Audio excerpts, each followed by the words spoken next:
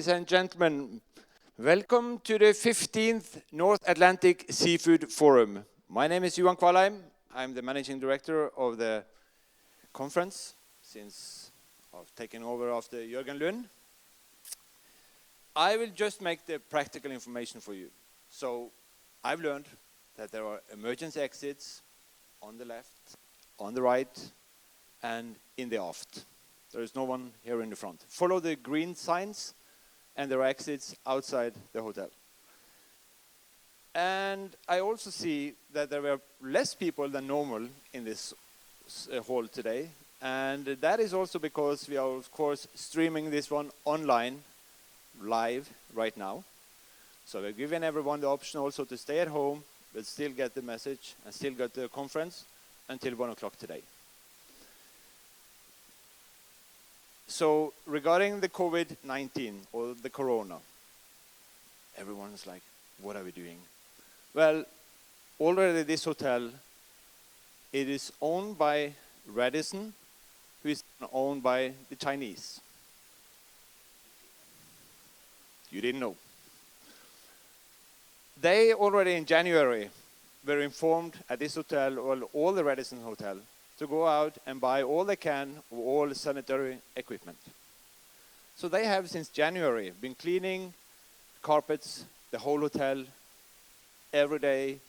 The sanitary inspections, the sanitary disinfections have been increased. So it's really like, this is as much as we can do within the hotel.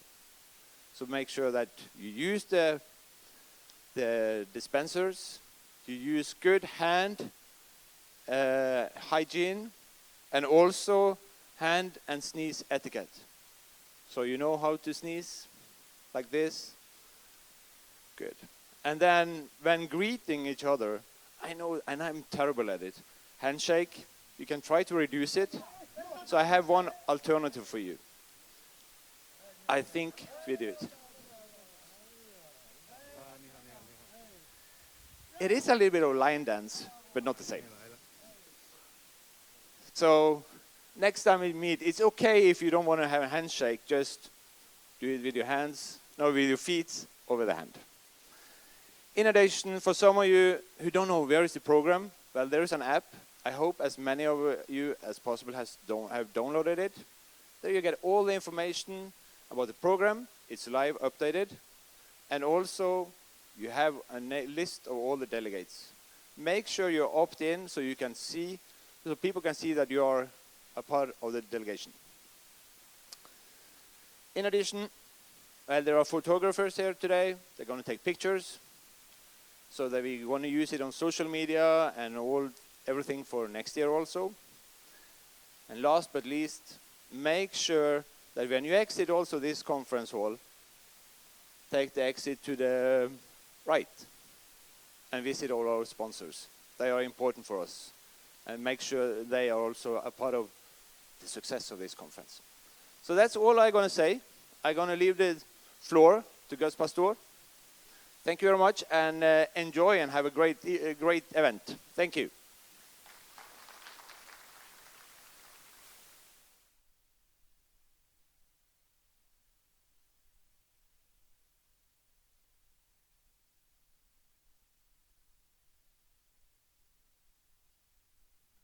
Thank you, Johan.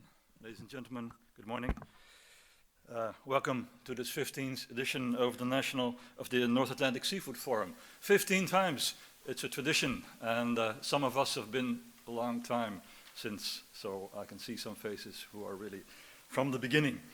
My name is Gus Pastor. I chair the European Processors Association, APSI, and we have an office in Brussels. And we operate through three main pillars. One is market supply, the other is regulations, think of food law, things like that. And the other one is sustainability. And what we try to do is to influence those who take the decisions to think about the processes and the traders who are actually employing a lot of people and generating a lot of economic activities. My role today is to guide you through the third part of this morning, and I think we have some very interesting speakers coming up. We are living in quite uncertain and maybe even some strange times, and we tend to think that's something new. That's always the moment when I think you should look back into history and see whether or not things have been popping up before.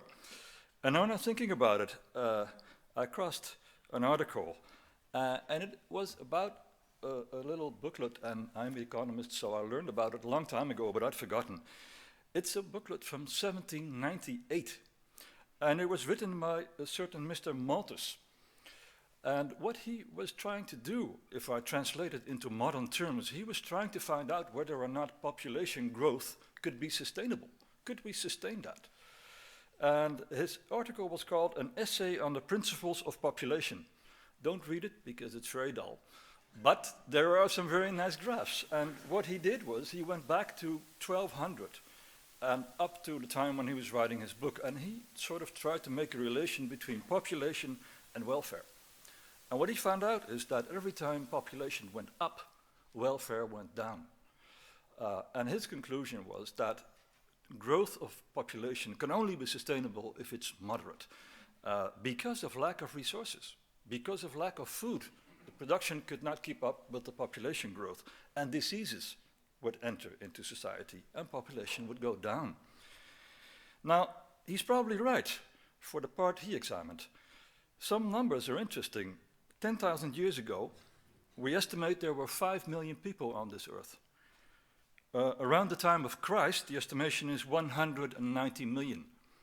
And around 1800, it must have been about 1 billion. So indeed, population did not grow very fast in that period. And he probably had the right point. But after 1800, things seem to have changed very rapidly. And of course, that's the Industrial Revolution which came up. The slow growth changed into rapid growth. Population went up in no time, and welfare also went up. If you look at the graphs, you can see population going up and average welfare even going faster. How come? Because we found new ways to get production going, because we had the steam engines, because we had electricity. And from that time on, the circle was broken. Population went up, welfare went up, food production went up. And if we look at the digital revolution we're in now, things will even go further. We get new things we don't even know of. We have one smartphone, and it replaces maybe 10 other things we used to have, like a navigation, like a typewriter, like anything is in there in one little thing. So the point is, more from less. That's what we need to do to sustain our growth.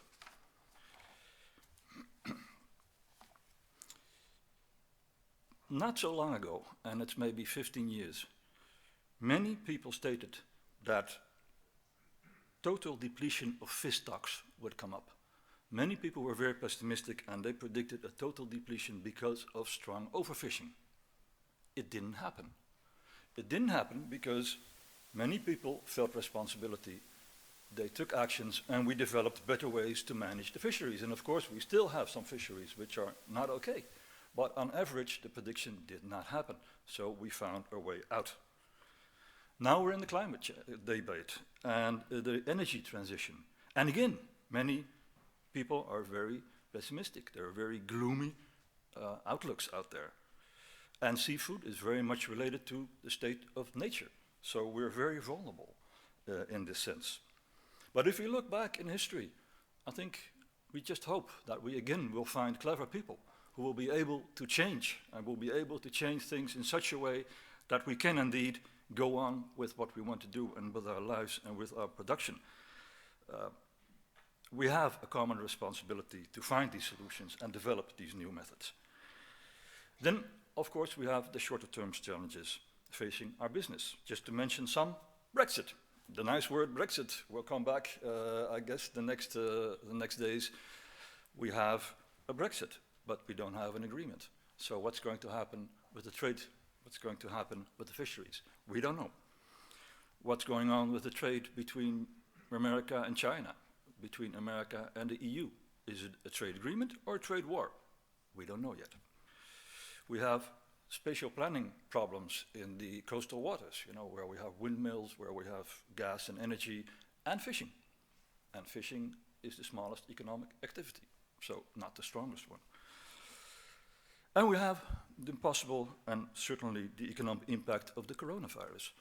All these things are all on our mind. But despite all these issues, and that's why I'm going towards a more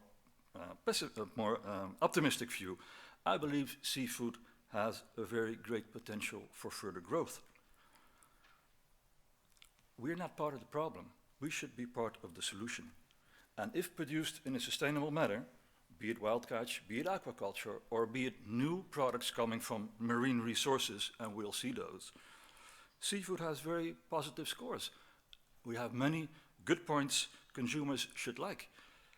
And if we look at a trend which is in the modern world where we can see meat consumption may go down, that brings seafood into the spotlight.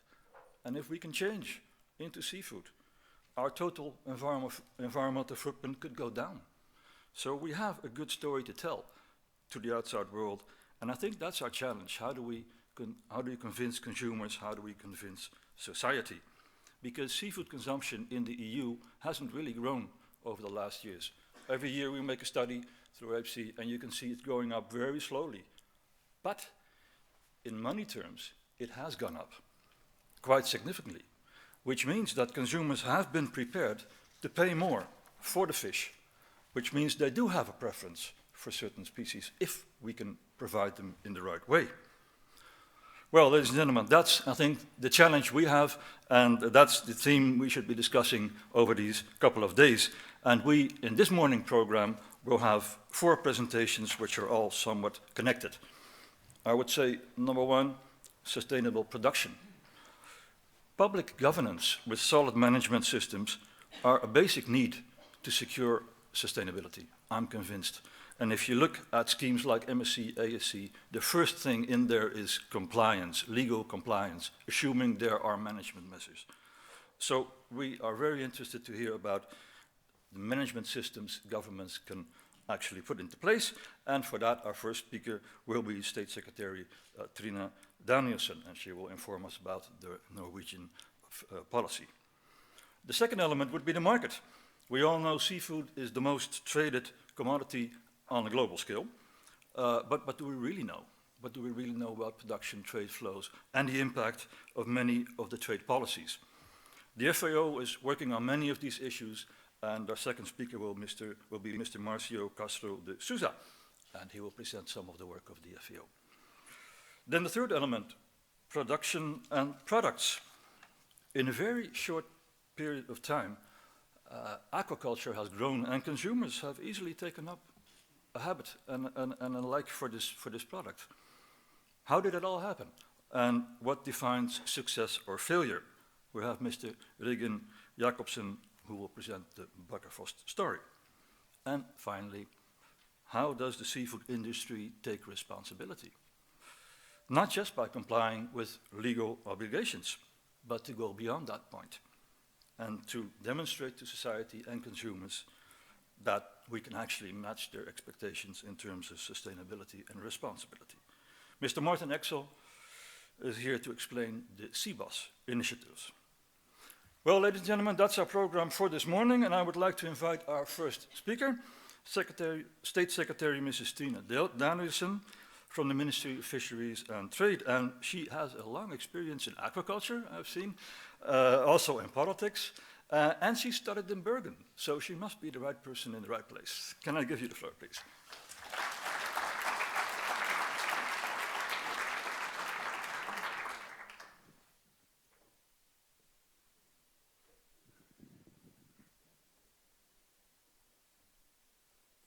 Da lyden på.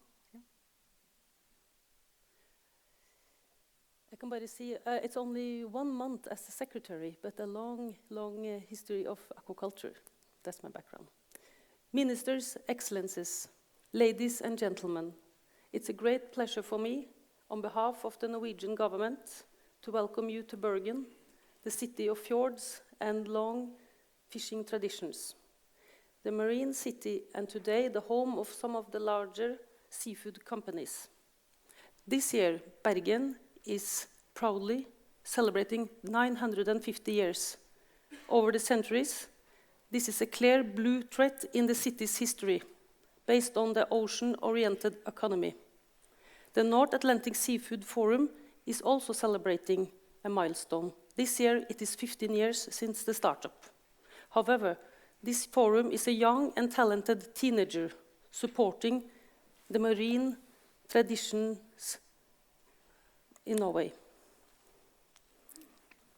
Let me start out by drawing the outlines of the Norwegian seafood industry. First, the Norwegian aquaculture industry. This industry is strong and global, and it will continue to develop and grow into the future. This is the nation's goal. The Norwegian government has a great ambition on behalf of the aquaculture industry, which is not a difficult position to hold. We are talking about an already eager, creative, ambitious, and forward-looking industry.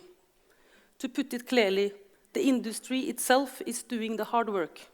They are the developers and the financial risk takers. We, the politicians, are merely providing the conditions for a sustainable growth. As we see it, developing the industry sustainably is about more than only climate and the environment. It is about cooperation and sharing knowledge between the industry, academy, and bureaucracy. Cooperation between these three partners has proven to be one of the success factors for developing the aquaculture industry into what it is today.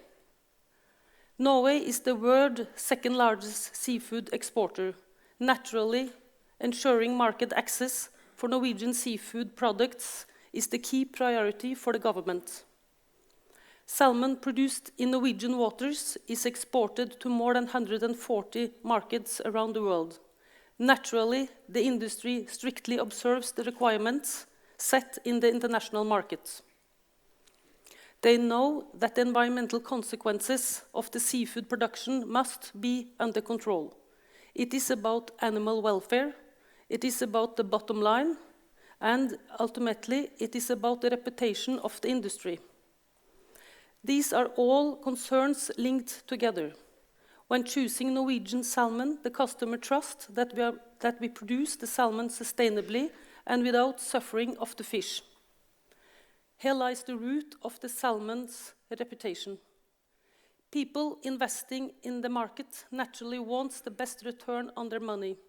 I would say, in the big picture, both the industry and the financial investors know that investing in knowledge pays the best revenue for everyone involved.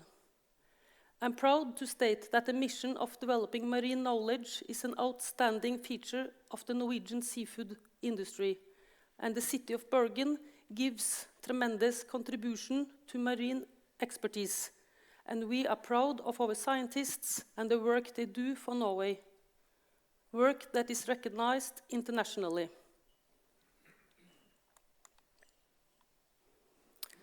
I move on to saying a few words on fisheries and Brexit. The United Kingdom will be an important coastal state for fisheries negotiations. Norway shares borders and fish stocks with both the UK and EU. These stocks are of great importance for the industry for all three parties.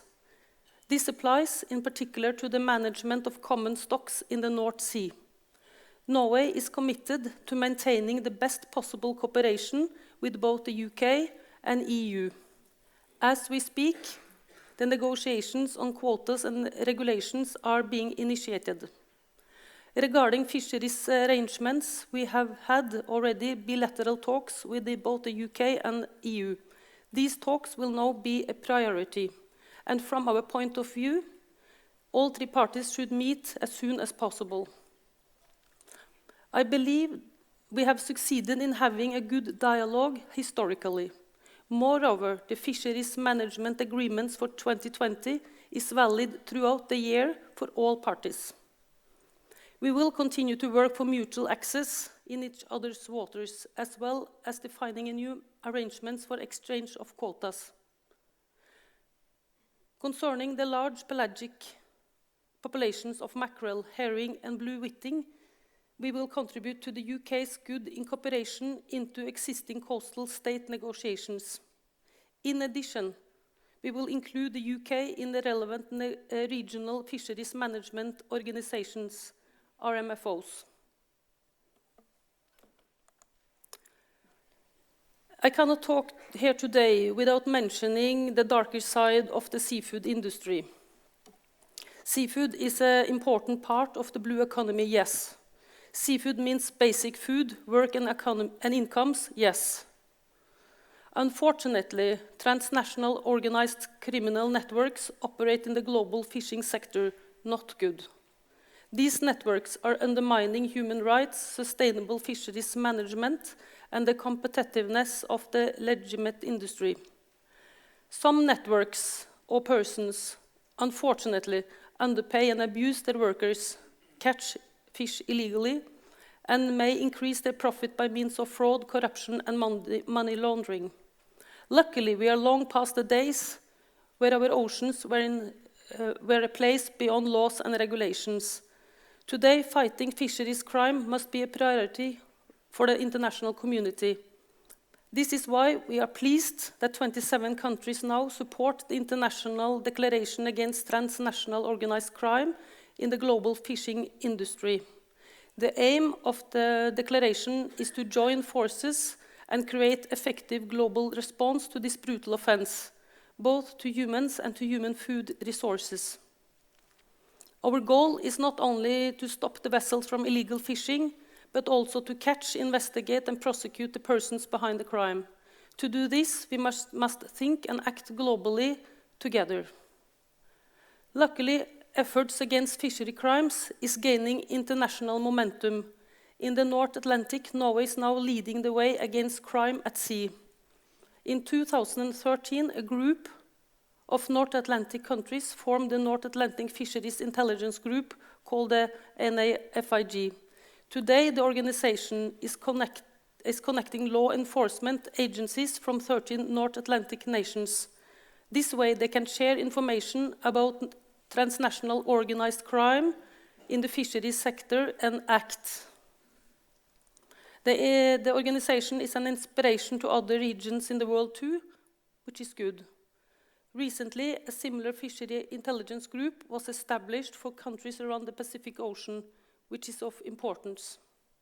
International problems demand international solutions and international cooperation.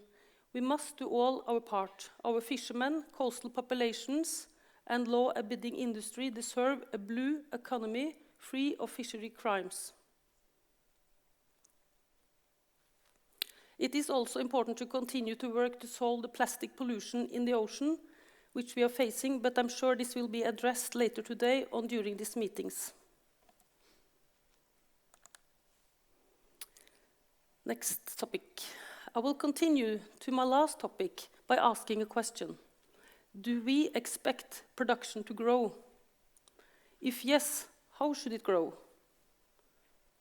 My answer is yes. We will continue to grow, and thanks to fish farming. However, the industry has a clear responsibility to operate sustainably and solve environmental challenges and issues as they go. Norwegian aquaculture of salmon and trout is a story of success. Still, we are experiencing some difficulties with environmental challenges in the industry. In 2017, a new national system of enable environmental sustainable growth was put into effect. The system today is based on the sea lice concentration on wild-caught salmon and is described in the following manner. 1. Grouping the Norwegian coast into production areas. Defining whether to grow or not by environmental indicators. And 3. Describing the status of the challenge by traffic light system for growth. For 2020, it is the third time the traffic lights are turned on the coast. The traffic light program says green for growth, yellow for standby, red for reduced growth. The regulations are based on scientific calculations. Unfortunately, this year, it's the first time the production capacity in 2 red production areas will be reduced. This is negative for the industry and a loss for the nation. The new regulations are an effort to allow the industry to grow only in the areas where it is environmentally sustainable. We aim to sustain or reduce the impact of sea lice on wild salmon where it is necessary. New farming concepts and new technology can contribute to decrease the industry's environmental impact, as well as release new areas for aquaculture in the fjords and in the open ocean. I'm glad to say that in Norway these days, new and exciting operating concepts are now in the making, both onshore, offshore, in open, semi, and closed contained systems. New innovative concepts will continue to strengthen the already world-leading aquaculture supplier industry as well, for now and forever, if we do it right. I'm about to finish, and I will sum it up. There is a rising demand for nutritional seafood. It is our responsibility to produce seafood sustainable. Sharing knowledge and competence creates the foundation for new ideas, new values, and jobs. Our government will continue to be an active supporter for the seafood industry and the fisheries and try to stimulate development. We are continuously working to develop and improve the industry's framework conditions to strengthen the competitive forces. However, the industry sits in the driver's seat. We, the politicians and the bureaucracy, are in the back. I have confidence in you, and I am proud of the Norwegian fisheries and the aquaculture production. Definitively, it is an ocean of opportunities out there. So I wish you all a successful conference. Thank you.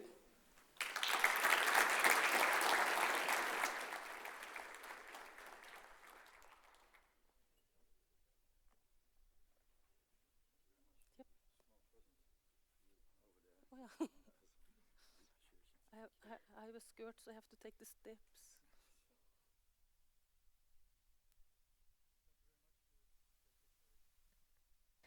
Thank you very much, State Secretary, for your speech and some enlightenment on where we're heading in Norway.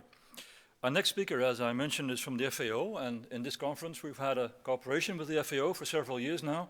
And Marcio has been here before, so he's not unknown to us, and we're not unknown to him.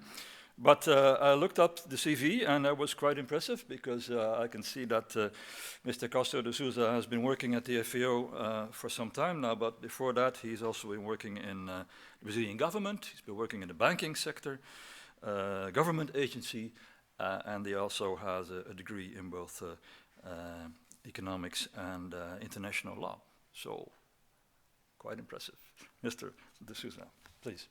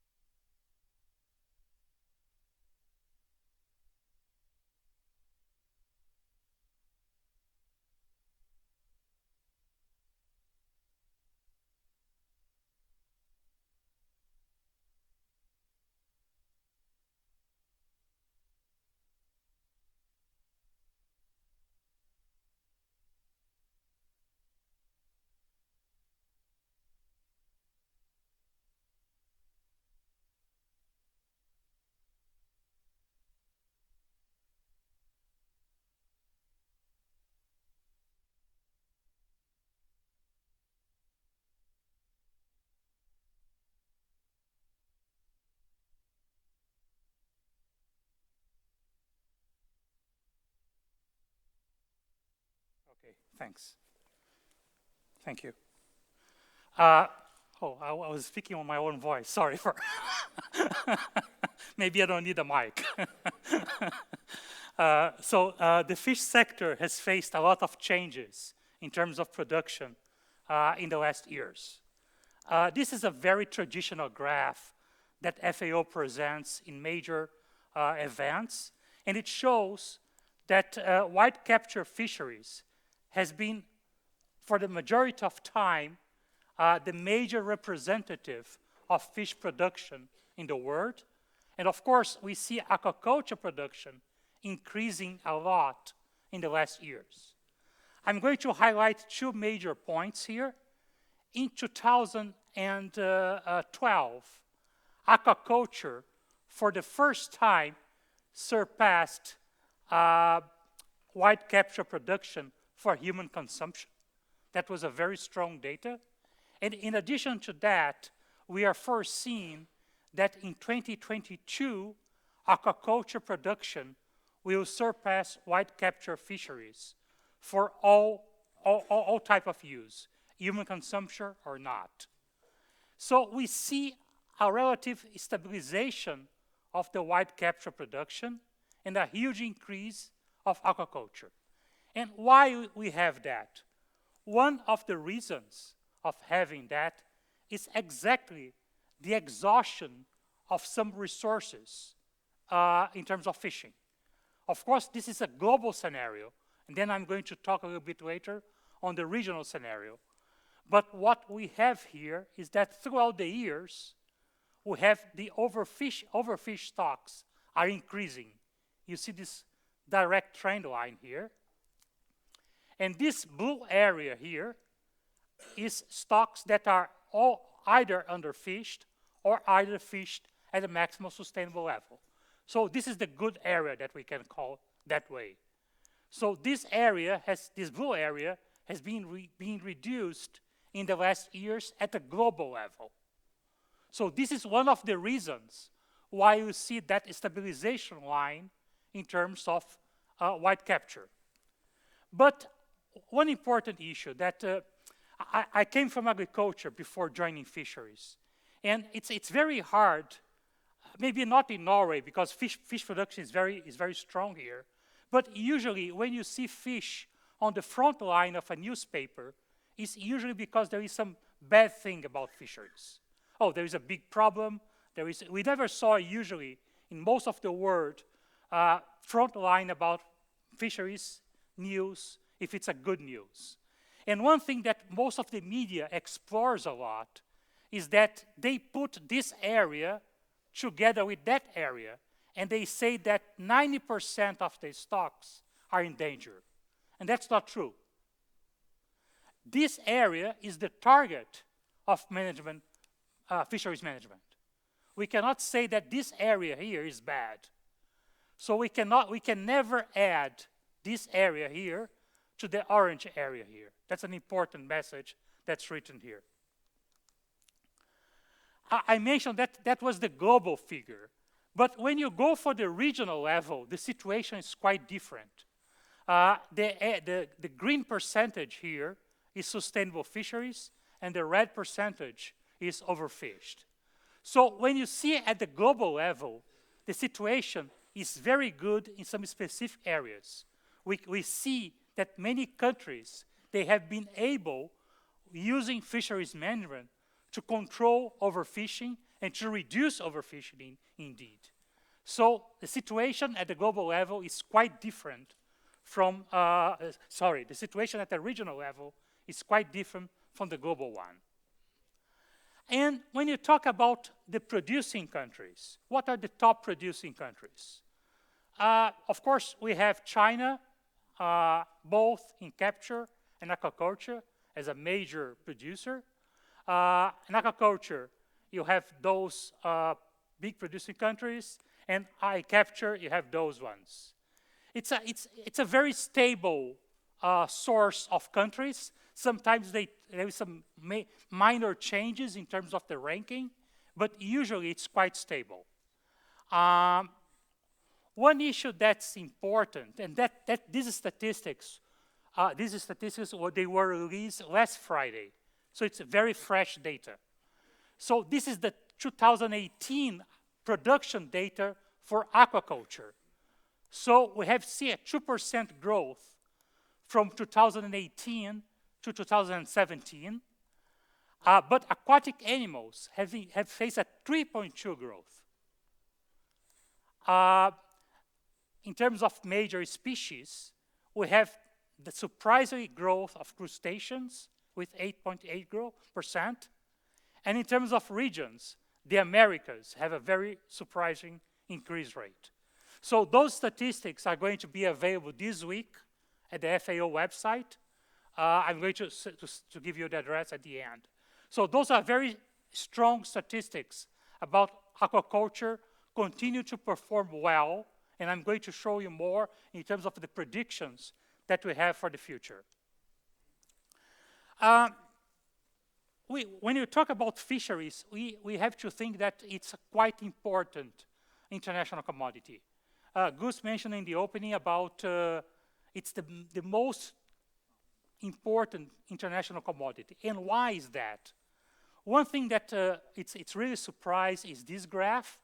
It shows us in terms of US dollars, in terms of exports in US dollars, that at a global level, fish is equivalent to the sum of beef, pork, and poultry. So indeed, we are the major exporters in value terms of animal protein. And how this trade occurs? This is a graph. This is a map done by Rabobank, the Dutch bank, and it shows the seafood trade around the world. So the thicker the line, the bigger the trade, and the arrow shows the flow of trade. And I think, of course, it's sometimes we take that for granted, but when you go, fish has a very unique profile because you go, consumers demand at a national level a specific species. This is not the case for pork, this is not the case for chicken, this is not the case for beef. So even if a big producer, a big nation that's a big producer of fish, they have to import fish that they are not able to produce. So there is a natural incentive for international trade if you consider that's impossible for every single country to cope with the national demand of all the species that the consumers are demanding. And what are the major exporters and importers? In terms of the import, you have the US, Japan, and the EU. Of course, China is also playing a big role now. And China, we all know that the big role that they play in terms of processing fish.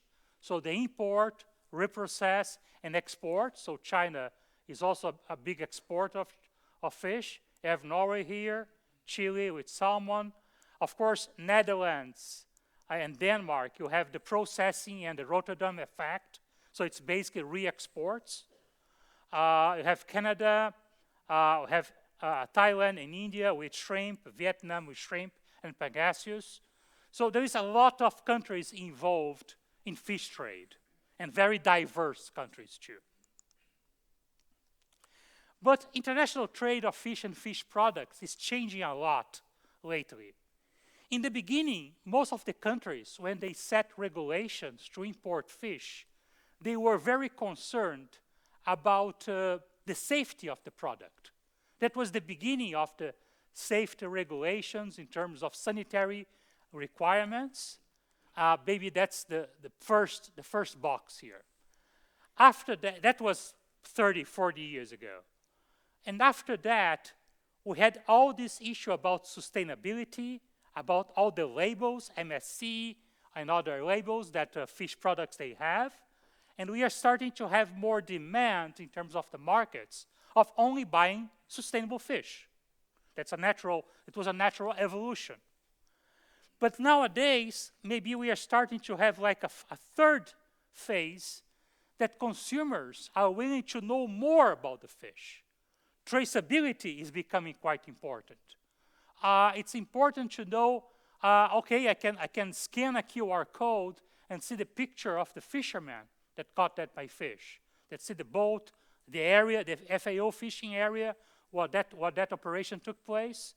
So it's becoming more important this issue about know your product. In the future and in the present, we do have some challenges. I have shown before that aquaculture is growing a lot. But in many developing countries, aquaculture still faces the problem of capital availability, of governance. In general, of course, not for developed countries, but in many developing countries, traceability is still a very difficult aspect to implement in supply of fish products. Fisheries management, we see that in many areas of the world, overfished is still a reality. So in this regard, it's still a very challenging aspect. The State Secretary mentioned the issue of fraud. Fish fraud is becoming one of the major problems of the international trade. We all know about IUU fishing in many countries. We all know about many species being labeled with higher value species. So it's something that affects all of us in terms of the sustainability of the trade, the aspect of associating a bad product with the species with that species in terms of accessing new markets. So that there is a lot of challenges to be overcome. But in addition to, in the opposite side, we do have some positive aspects. Population are becoming, in general, countries are becoming richer, even developing countries. The demand for fish and fish products is showing as a steady growth in developing countries. We have better income distribution that's generating that. We have population flows to big cities, less time available for cooking at home, and that's also in terms of for ready fish products is becoming more easily, and also the demand for that is higher at the moment. And of course, new technologies can bring that to the reality. But since fish is also an important commodity in international terms, the problem of trade barriers and trade distortions is a big reality. It's very easy to create problems for fish products at the border, to create problems in terms of, it's missing a certificate. So and we all know that we deal with perishable goods. So the problem of a fish stopped at the border is a huge problem for us. Fisheries in the UN is a very interesting aspect in the United Nations. In FAO, in 1979, we have created the Code of Conduct for Responsible Fisheries. 1979. At that time, we are already talking about traceability, about trade barriers, about sanitary and non-sanitary aspects. So it was a very innovative code. By the way, this year in July, we are going to celebrate the 25th anniversary of this code. This code is available at our website. It's a very interesting reading because it's a set of principles to governments, but also to the private sector. There is no distinction. It's a set of principles of how to make fish more sustainable in terms of trade, in terms of supply, in terms of logistics, all the value chain. And in addition, of course, in the UN system, we do have the Sustainable Development Goals. One thing important about the Sustainable Development Goals, it's not a set of goals that is target for governments or for industry or for the population in general. It's a societal value. It's something that's very important to all of us. We're starting to see a lot of companies that are marketing their products using the SDGs. For example, by selling these fish products, I help to achieve gender inclusion. I help to achieve the sustainability of life below water. So we're starting to see a lot of companies marketing their products using the SDGs. And what's the future? This morning, also Gus mentioned about the population growth and the old text that you have read, we have a population growth forecast in the last years very deep, very steep. And we also know how the conversion rate of fish is good if compared to other animal proteins. So fish can be a good answer to feed this population growth without the problem that Gus mentioned about one increasing and the other decreasing. And in terms of what, this is the QR code to download the fish part of this publication. That's the FAO forecasts for 2018 until 2028. And aquaculture is going to continue to be quite important. As I mentioned, it's going to surpass capture fisheries in 2022. Asia is going to continue to be particularly important. And in terms of trade, one important aspect is that we are starting to have more diversified importing countries. So more countries are starting, we will start to import fish and fish products. And to finalize, I'm just would like to nowadays it's very easy to get information on fisheries. So we go there, we go here, and it's on the web, and it's easier. But I just would like to know that FAO has a free project that any user can access with information on fish and fish products. We provide analysis, policy, and training. We participate in events and conferences like today. We have 3 major publications. The Globe Fish Highlights. The Chinese Price Report is the first publication in the world that disseminates price of major Chinese species, and the European Price Report. We're just going to mention some examples of the kind of information that you can find. I mentioned about the rejections at the border. Of the 4 major importers, Canada, US, Japan, and the EU, at the GlobeFish website, the address is here, we do have an analysis of the rejections at the border by cause. So you just can click here and see what are the major areas of microbiological, for example, that causes the rejection at the border.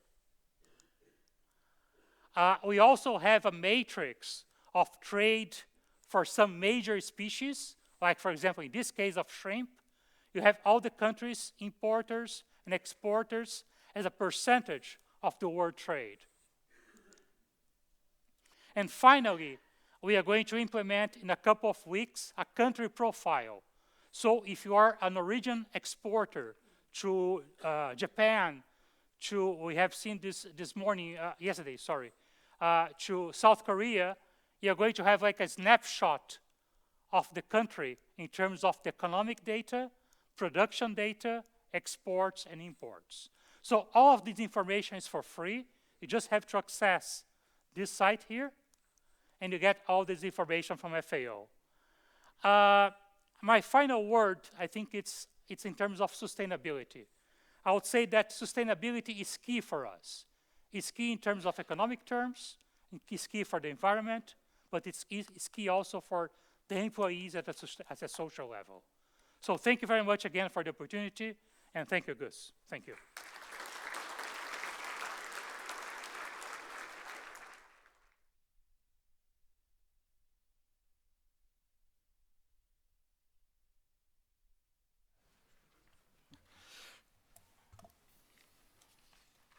Thank you very much, Marshall, and a very interesting initiative, this database with all these figures. Certainly something to check. Our next speaker, ladies and gentlemen, is Mr. Wiggin Jacobsen. He represents Bakkafrost, and he's been the CEO of Bakkafrost since 1989. He has a graduation in business administration and accounting, and before being CEO, he was also the financial manager of Bakkafrost. He'll certainly explain to us what the company does. The title was quite inspiring. It said, The Faroese Fairy Tale. Now, I don't know about English, But in Dutch, it could mean two things. A fairy tale could be something which is made up and not true at all. Or it could be a dream come true. Now, let's see which one of the two it is.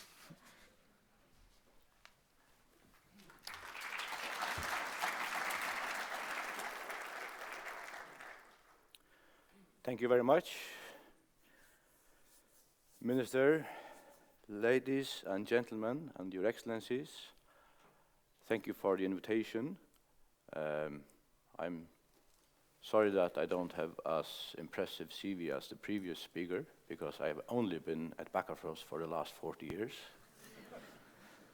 And I am happy to present our operations here today and what we have been doing all these 40 years. My father established the company 50 years ago, and this has been a very interesting journey for us. In 1979, the small village of Glyvrar, Faroe Islands, you could see a small dinghy anchored at the pier. This was our first vessel to feed and harvest our salmon. Bakkafrost only had around 5 to 10 fish farming pens, and the salmon was gutted directly from a bucket. Everything was done manually, and the production quantities were very low. Today at the same pier, our biggest 75-meter wellboat named Hansabakka is delivering live salmon from our farms around the Faroe Islands to our state-of-the-art processing facility. She carries up to 450 tons of live salmon every day, and the magnitude of the development over these years are difficult to understand. Today we have around 30 land and sea farming sites spread around in the Faroe Islands, and we employ around 1,000 people. This is equivalent to around 4% of the whole Faroese workforce. In addition, our newly acquired Scottish operation employs around 700 people and has a significant impact in rural areas on the west coast of Scotland and the Outer Hebrides. In the aquaculture industry, we are proud of creating meaningful jobs, often in remote locations. This creates great values for the local communities. At Bakkafrost, we are fortunate to have highly talented and motivated people, and we acknowledge that in order to achieve our vision and meet our strategic objectives, probably the most important is to have capable and engaged workforce, which are committed to our core values. Our salmon farming journey since 1979 has certainly been an exciting and remarkable since our only vessel was a red dinghy. The value chain is very much in focus for Bakkafrost. To combine growth with risk mitigation and high efficiency is crucial. To control and manage the whole value chain has been a key for us. Fish meal, fish oil, the local raw materials are one of the keys for our products. Having the longest value chain in the industry gives us a unique opportunity both to create huge value at low cost throughout the value chain, but it also has given us a unique opportunity to ensure all our operations are carried out responsibly and sustainably. Broodstock and feed together contribute to differentiate our products in the marketplace, and our extended value chain creates a powerful platform for marketing products to conscious consumers who nowadays demand transparency, traceability, and sustainability. This is key to create the highest value for both the customer, the society, and shareholders. Circularity is the new sustainability. Bakkafrost established the company Ferska 2 years ago to start biogas operation in the Faroe Islands. This operation has recently started and will minimize impact on nature and improve the sustainable value chain, focusing on using every part of the fish to minimize waste. It hasn't always been a fairy tale in the Faroese salmon farming industry, though. Systematic risks of biological issues and market disruptions, aggravated by fragmented industry in the past, threatened the health of the Faroese salmon industry. The consolidation of the industry from 63 companies in 1989 to 3 companies in 2017 has made it possible to coordinate biological improvements, to ensure effective cooperation with authorities, and to share best practices and knowledge between the industry. During the past 40 years, salmon farmers have been through possibly the greatest revolution of any food production in history. In the 80s, we were entrepreneurs, developers, innovators, and probably mostly dreamers.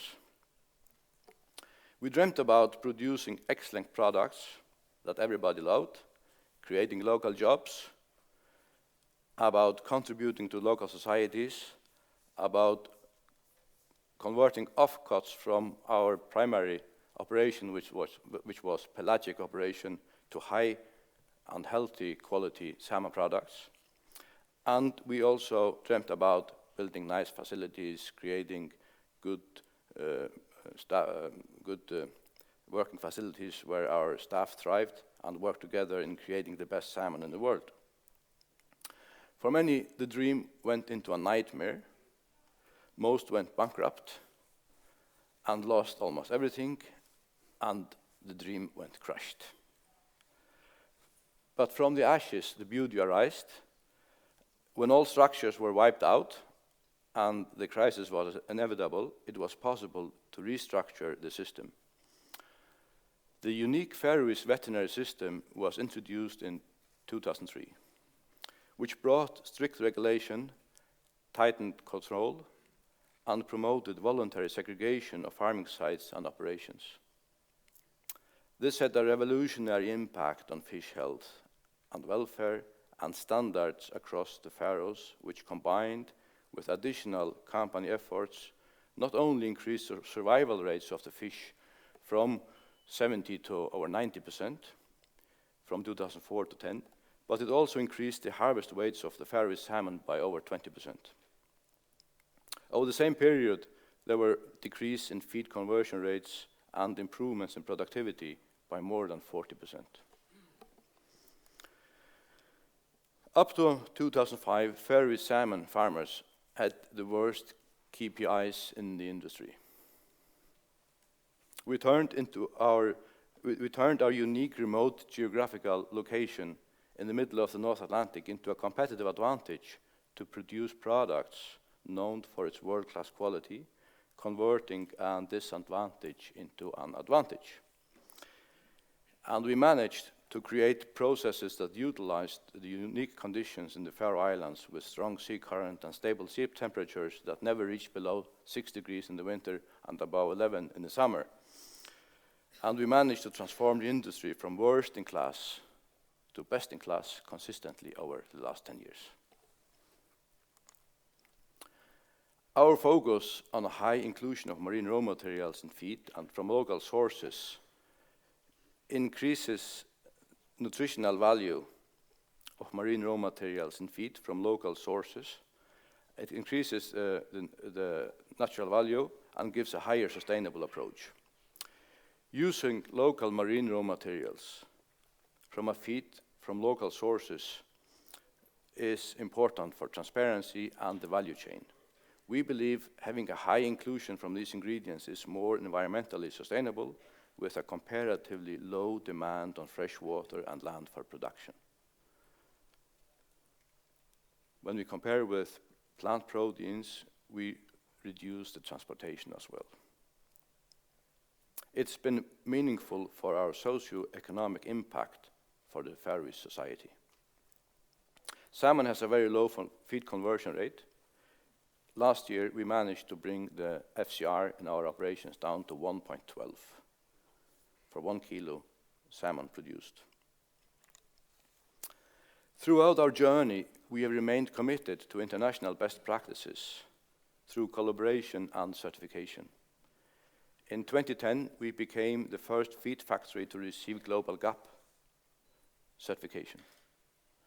In 2013, we became a founding member of the Global Salmon Initiative, and in 2015, we became the first Faroese company to get ASC Chain of Custody certification. In 2017, our meal and oil division received MSC Chain of Custody certification, and in 2019, we doubled our number of sites certified against ASC standards. And we expect to reach 100% ASC certification by the end of this year. As well as our ongoing commitment to third-party accreditation, we are also investing heavily in our new innovations to decarbonize our economy. Last year, our biogas business, Ferska, won the Faroese Business Initiative 2019, and the new plant will process waste from salmon and dairy farms into fertilizers and renewable energy, contributing to the national grid to helping them reach their target to become 100% renewable by 2030.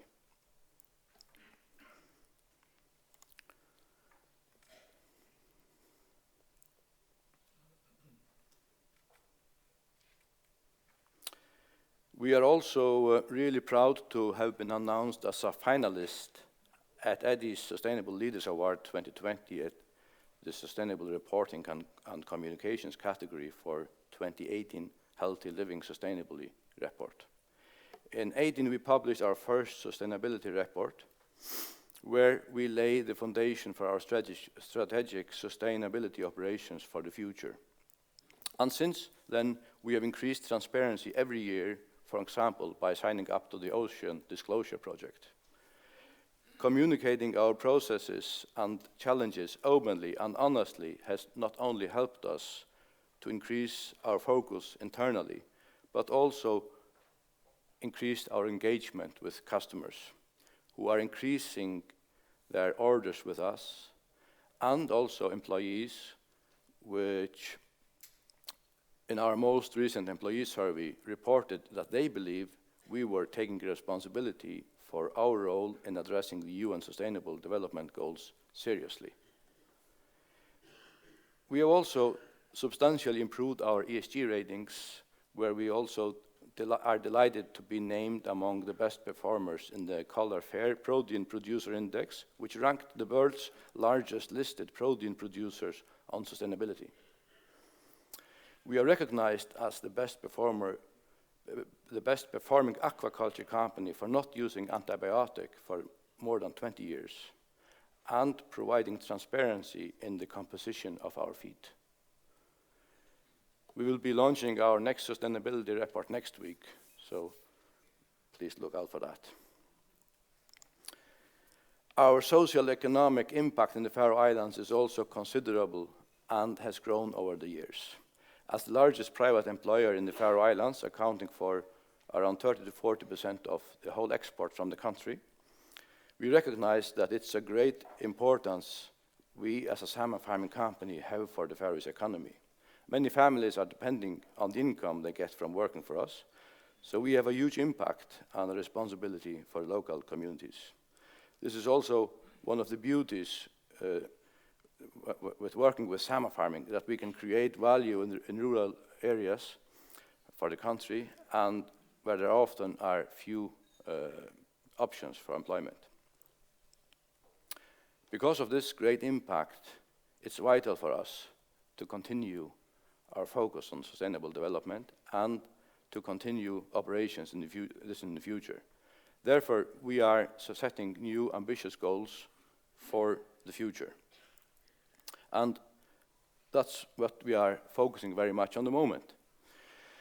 The role we can play in addressing some of the biggest challenges for society. We know that the Earth goes through some vital changes regarding massive population growth and climate changes, and this provides us with the dilemma that we must produce more food to feed the growing population, and that the production of food must be done with less carbon emission than today. We are 7.8 billion people, and in 2015, UN expects us to be around 9.7 billion. And to illustrate this, by the end of this speech, we are 3,000 people more than when I started the speech. So thus, the demand for dense food is growing rapidly. The current food system with insufficient water supplies, insufficient arable land, and improvements in productivity is still growing. Climate change stressors cannot solve this dilemma. We believe that salmon aquaculture can play a vital role and be a part of the solution of this dilemma. Salmon farming is the most resource-efficient animal protein in the planet, with an extremely efficient feed conversion, low use of fresh water, and minimal carbon footprint. Especially farmed salmon from the Atlantic performs well on these parameters. So we are proud to have such an opportunity and to be in one of the leading companies setting out the course for the future with responsible, sustainable growth. I believe there are many similar fairy tales along the North Atlantic coastline describing big dreams dreamt by the founders of the industry some 40 to 50 years ago. There might be some between us here. Many dreams were broken, but some were successful and became real fairy tales with a successful development. The transformation of the industry into a matured phase largely mitigated the risk of the operation. For example, if you look at the marketplace, the risk came down. The variety of products produced in the marketplace today for consumers is very high. We constantly develop new products and we develop new markets. The market segments are open for salmon continuously. Salmon has truly been converted into a global product. Availability is important to grow products, and I'm sure this has been one of the key for salmon. I remember dealing with a supermarket chain in the early 90s that their biggest concern was if we were able to guarantee them a consistent supply of same quality products every week of the year. Today, the questions and the concerns from supermarkets are of a different character. This creates big value for everyone in the marketplace. We could go through many similar examples, but this has truly been one of the drivers for the salmon fairy tale. During the past 10 years, we have seen global constraints evolved in line with higher regulated salmon farming industries in all regions. The transformation of the whole industry has evolved during the past 10 years and is today a driver for new development. The industry needs to match the demand growth in the world, and especially the demand growth for healthy, high-quality proteins. For sure, we see crazy ideas from dreamers. There are some that will fail and create big frustrations, but some will turn into successes, which will contribute to the growth of future food production in the Blue Revolution. However, the industry is not capable to deliver the needed growth and supply to the market. The supply growth seems to be limited to around 4% compounded annual growth for the next 5 years. So therefore, we need all good projects to be able to deliver more salmon to the market. Because of lack of availability of fjords for traditional salmon farming, the supply growth needs to come from new processing techniques and investments that was not financially possible 10 years ago. I believe the whole industry now makes investments every year around 15 to 25 billion Norwegian kroner. And I guess that over the next 10 years, the industry will make investments of around 250 billion Norwegian kroner with the current level. The FAO expects the world to need 70% more food production by 2050 to feed the world population. Salmon will certainly be part of the solution to provide sustainably produced food. Land-based, offshore, and several other farming operations will be part of the future. The growth is linked to population growth, economic growth, new geographical markets, new products, and certainly also the trend of healthy food. Circularity in food production is inevitable and has to be used as a possibility in salmon farming. Even though the demand for salmon increases, we must be smart and keep in mind that we must create growth through sustainability and not despite of it. For us at Bakkafrost, it is of vital importance that all future investments must contribute to an even more sustainable value chain and production. We cannot afford to compromise with our responsibility to carry out all operations sustainably, neither economically nor environmentally. We must treat nature with great care and respect when we use it as a platform for producing food. Looking for the future, the salmon industry is actually a good place to be. We are seeing rising demand for nutrition-dense food with lots of potential to carry out our operations sustainably. To increase our supply of healthy, sustainable food from feeding 50 million people every day, the industry in 10 years from now is probably going to feed more than 100 million people every day, and that's certainly what we can do in the salmon farming industry within the next 10 years. Thank you very much.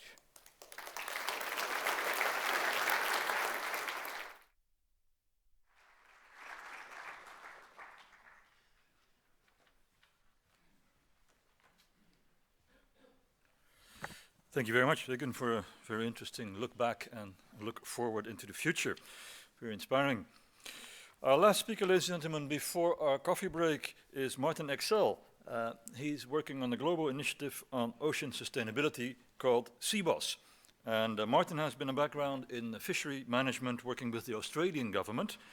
And he's also been the general manager on environment and policy in Austral fisheries. And he has coordinated the coalition of legal toothfish operators fighting IUU in the Southern Ocean. Martin, the floor is yours.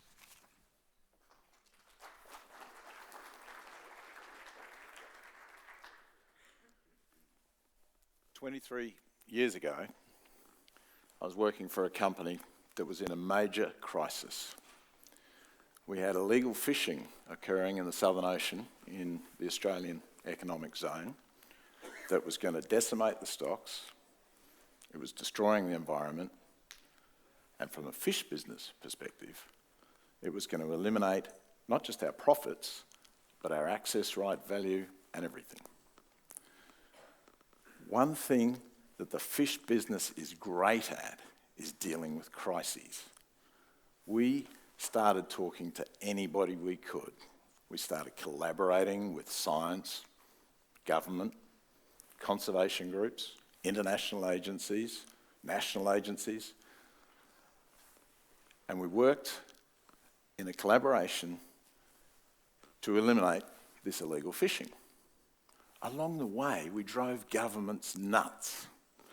And one day a compliance officer came to me and he said, "You're a cowboy. Stop this. Leave it to government. We'll fix this eventually." No hope. As an industry, we knew they weren't going to be able to keep up. But the thought triggered Cowboy and Indian and a wanted campaign. And so we created this group of industry across producers, post-harvest, retail, food outlet, called COLTO, the Coalition of Legal Toothfish Operators. We put up wanted posters in every port where crew came from, where these boats unloaded. We took information that was provided and we used that to provide to governments to help eliminate illegal fishing of toothfish. That led to collaboration. It led to a group where in 2015, up north of here in Orson, we met with industry, science, policy, and dealt with issues as broad as dealing with whale depredation, i.e. whales eating fish off long lines, and climate change, collecting data on Antarctic operations. And what the hell's that got to do with CBOS? Colto is still going, but CBOS, as an initiative, was something born out of vision. As an industry, we did really well dealing with crisis, but CBOS needed visionaries. And the prime instigator was Her Royal Highness, Crown Princess Victoria from Sweden, who she's one of the 18 alumni, the SDGs, appointed by the previous UN Secretary General, and she drove, and continues to this day to drive, this concept of industry working with science, working with policy groups to achieve stewardship, corporate biosphere stewardship it's now called, of our oceans. She was joined by Carl Folke, Henrik Osterblom, Johan Rockström. They're all household names in science world globally, probably here too. But they couldn't do it alone. Currently, we have 10 visionaries, leaders, CEOs and or presidents of 10 of the largest seafood businesses in our industry. It's not all of them. There's a lot of very big businesses out here too. And of course, they, in turn, were preceded by some of the founders, some of the true visionaries who were working 4, 5, 6 years ago with these scientists before this collaboration and concept even came into being. And then there's this huge sort of group underneath, the science, the executives, those that are doing a lot of the doing. That real true operational excellence from the industry combined with the science excellence that can bring collaborations from Stockholm to Birmingham to Stanford, and there's plenty of people. The concept, the outline, the keystone actors, those true founders in the seafood business came out of science, with keystone actors being likened to a keystone species. And what happened there was a research program, this was in the US many years ago, where they removed starfish from a particular bay and then watched while the mussels took over everything else. And they worked out, if you take that starfish away, that's a keystone species, everything else collapses. And from that, the scientists came up with the idea of keystone actors. Get companies where they're connected, they're working with others, they're multinational, they have a major impact on our seafood business. What sort of impact? There's a lot of numbers there, but essentially they represent around 10% of the entire global trade in seafood. Somewhere around 30 billion US a year in terms of turnover. Unfortunately, that's not profit, but that's all right. 600 subsidiaries, 100,000 people. A huge effort. They've come up with a joint mission to transform fisheries so that wild catch and aquaculture fisheries can be sustainable, so that our oceans can be healthy. It's easy to say, it's really hard to do. And at their core, they're wild catch fishermen, they're aquaculturists, feed companies, and they all want healthy oceans. And that, interesting enough, goes also for the science, the philanthropic trusts that are helping fund it, and of course all of the industry within it. And I reckon everyone in this room. So how do we make this work? You've got 10 companies sitting around a table, most of them are competitors. We've got that dreaded antitrust where nobody can talk to anybody else about anything that is going to cross that line. And the concept is, and I've stolen this a bit from a publication, but the first thing was to build trust. So those early founders, the early industry members who were part of the CBOS machine, you had to build trust not just between industry and science, but amongst those industry players themselves. Once they trust each other, then you can have what I call it is conflict. What you have is you have that ability to look over the table and say, hey, Martin, that's not true. I know that. I'm in the industry. You're talking, I won't use an Australian term, but not the truth. Once you get through those constructive differences, and you can only have them with trust, then and only then can you really build collaboration. And that has to be pre-competitive. Once you collaborate, then you can start to hold each other accountable. And it all seems really complex. But one of the messages out of that is that challenge of everyone wants a result straight away. But you've got to go through these processes first. So in Phuket, it was our most recent meeting. This was October last year. The group got together, 9 of the 10 CEOs, science team, a couple of lawyers, and sat down and discussed and came up with strategies for where to in the future. As CBOS, we're not going to go out and do individual things ourselves. We need to collaborate with others. We need to work with others. So the group agreed to work with the Global Ghost Gear Initiative, collecting abandoned, lost, discarded fishing gear. Well, that works for wild catch, but also developing new standards of best practice for aquaculture. We work with the high-level panel on a sustainable ocean economy. We actually did an op-ed in the Financial Times supporting Port State Measures Agreement. Why? Because that helps eliminate IUU. We work with the Global Dialogue on Seafood Traceability to try and create an overarching global set of standards so that instead of all of us as companies having to produce a different traceability, another certification scheme, another set of documents for everyone, there's one set of standards which is global. And then you choose the platforms you want to use underneath that. I think linking with and leveraging is something we do extremely well in the seafood business. If you're in the business, you know it's actually about people. We love catching fish. We love feeding people. We love looking after the planet, but it's about people.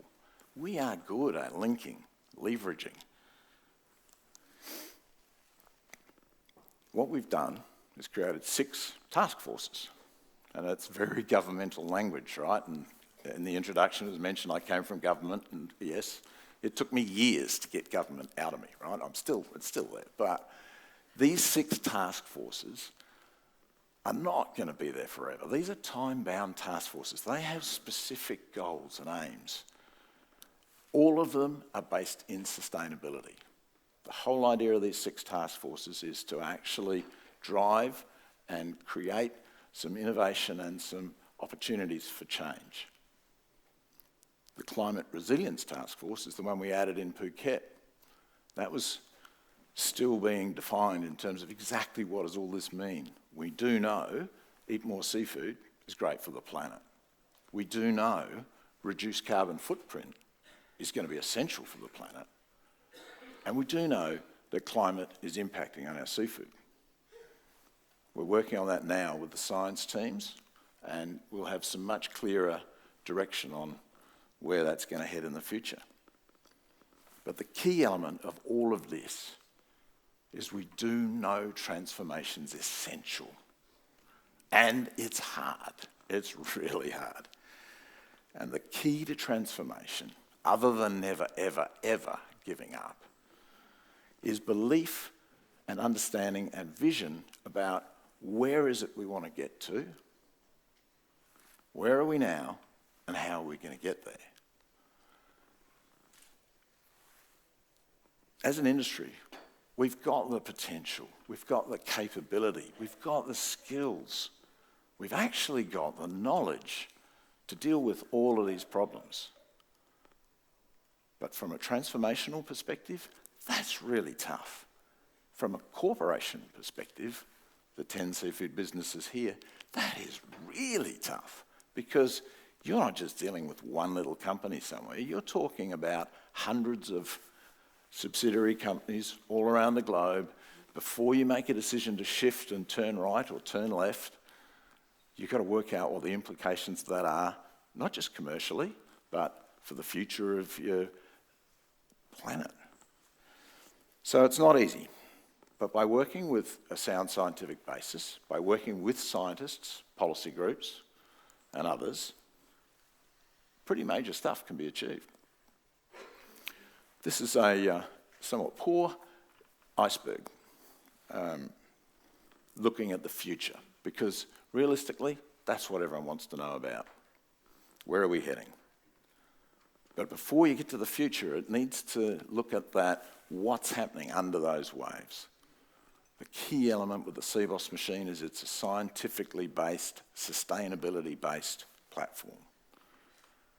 It's all about building trust, collaboration, pre-competitive collaboration, and accountability, actually directing where it is we want to go. What are we expecting? What should you look for in the next couple of years out of CBOS? You'll see some really very direct action on IUU and forced labour. We've had about 3 years of research programs now looking at different parts of the globe and trying to analyse where the high-risk areas are, trying to assess who it is that we can work with, establishing those linkages so that we can, for once, really truly make a huge difference. Antibiotics, flavour of the month, depending on which country you're in, it's a problem. Coronavirus helps, actually, even though antibiotics have zero impact on a virus. People don't always get that link, right? It is a problem. We know it's a problem. We know that there are some solutions. We know that there are people developing amazing techniques or innovative techniques to deal with this very problem. And it's not salmon. Salmon has an issue. Salmon is dealing with it. Norway salmon is awesome. Prawns, Vietnam, whoa, challenging. You're dealing with individual farmers. So dealing with an antibiotic issue is not simple. Reducing plastics in our ocean is something every one of us would agree with. So pulling fishing gear out that's already been in there, that's a no-brainer. How else can we deal with plastics in our ocean? How can we prevent them getting in there in the first place? At what point do we actually identify how to deal with microplastics getting through into everything? We've been looking at various programs around the globe to assess, from a scientific perspective, where's the key points that we can make where we can add the biggest value to reducing plastics in the ocean. Supply chain traceability, it's really easy to say. There are some amazing platforms, but getting full supply chain traceability is going to be critical. It's not just the producers that have to get that supply chain traceability in there. It's the retailers. We need pull from the consumers. We need it within our businesses. That means IT innovation. That means cost. But all of it actually ends up shredding cost from a business perspective. You suddenly have control over your stock, your inventory. You have to do a recall. You know where your product is exactly. You want to do QA, not a problem. Somebody asks you where your stuff came from. You can tell them. If it's a high-value species, provenance and branding. What's wrong with traceability? Why then aren't we all doing it? There's some element there we just got to come through. So we've got a whole lot of science around the different options on traceability, but also that policy, as I mentioned at the start, of the overarching key elements that we need to look for in any traceability platform. Transparency, absolutely. That's really tough. We've improved massively already as 10 major companies. How can we actually keep building on that? That's going to be key. And establishing our key performance indicators so that everyone can look and say, yep, they're doing what they said they're going to do. And then climate resilience. That's an inevitable, that's an essential requirement for everything all of us do in the seafood business. So you've got to work on that sort of underlying part of the iceberg to achieve the outputs. But what I would like to do in terms of the underlying is recognise the founders particularly, the first 10 CEOs, or actually there were 8 at that stage, that signed up to the dialogue and signed up to this statement, or this part of the statement, which I believe absolutely reinforces why are we doing what we're doing as CBOS. It's because we cannot thrive as an industry on an unsustainable planet. But the planet can't thrive without a sustainable seafood business. And that's why we're all here. And that's why we as industry and the science need to work together for the future. Thank you very much.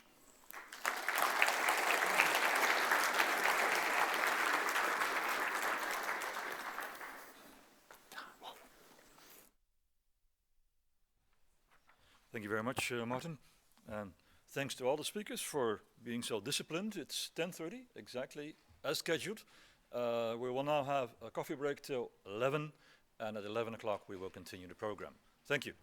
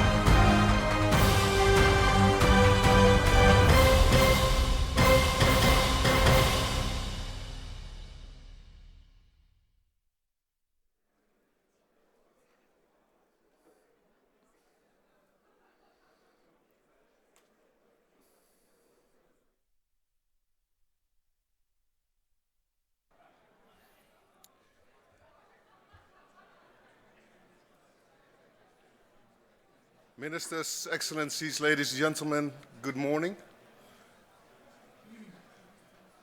I wish you all a very warm welcome to the second part of the industry leaders session we have this morning at the North Atlantic Seafood Conference. My name is John Smith. I'm representing Seafood Partners Alliance Association. Seafood Partners Alliance Association was raised in Denmark last year in 2019. And it's a great honor to be standing up here and presenting this to you. Why? Because we believe with Seafood Partners Alliance Association, we have created an organization consisting of 16 different consultants able to work around the world, basically covering the whole industry, the whole food chain in seafood and fisheries.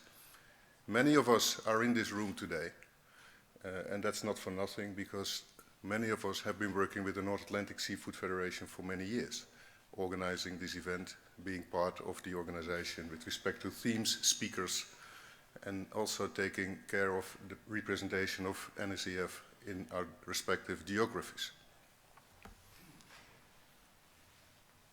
What we aim to do is to bring together a number of those topics that we've also heard this morning, where many of the speakers actually said, well, it's no longer about subjects, but it's about themes.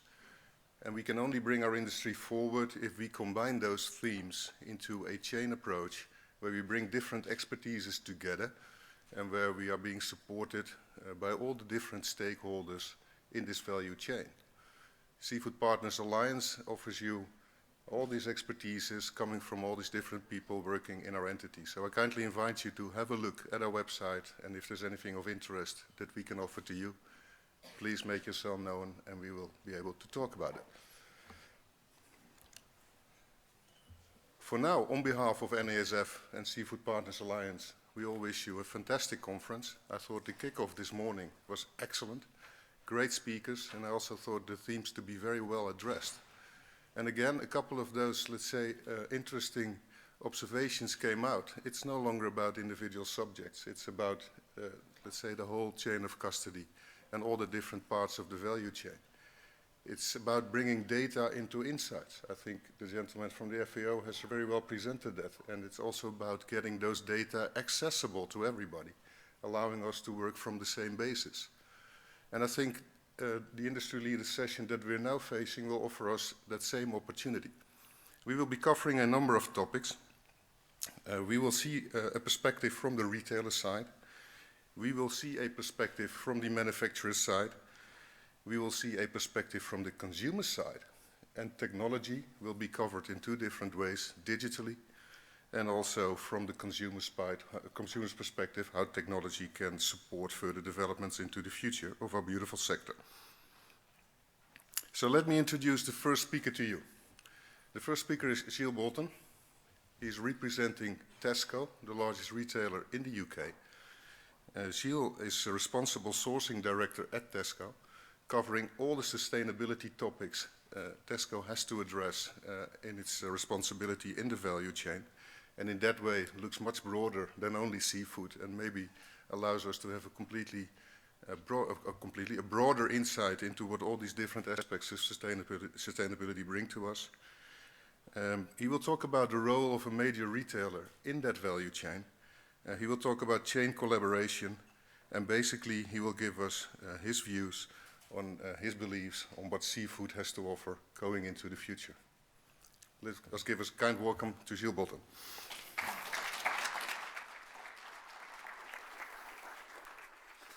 Thank you.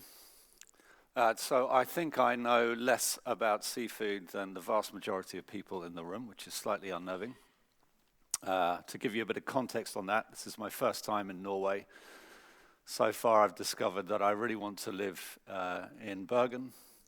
I only want to travel on a beautiful gas-powered ferry to get to work. And actually, I had a great visit yesterday with Leroy, and thank you to Hilton Sea Chill for organizing it too. And I tried some of the fish meal with an algal oil and an insect component. And I'd be quite happy eating that. I feel a little bit faster growth than I did yesterday. It could be the hospitality. I'm not sure. Look, I'm going to tell you a little bit about Tesco because I can't tell you very much you don't already know about seafood. I'll tell you about how we see the challenges and where seafood fits into that. So hopefully there's a clicker. Here's something you don't know, first of all, a bit about Tesco. So just last year we had our 100-year anniversary.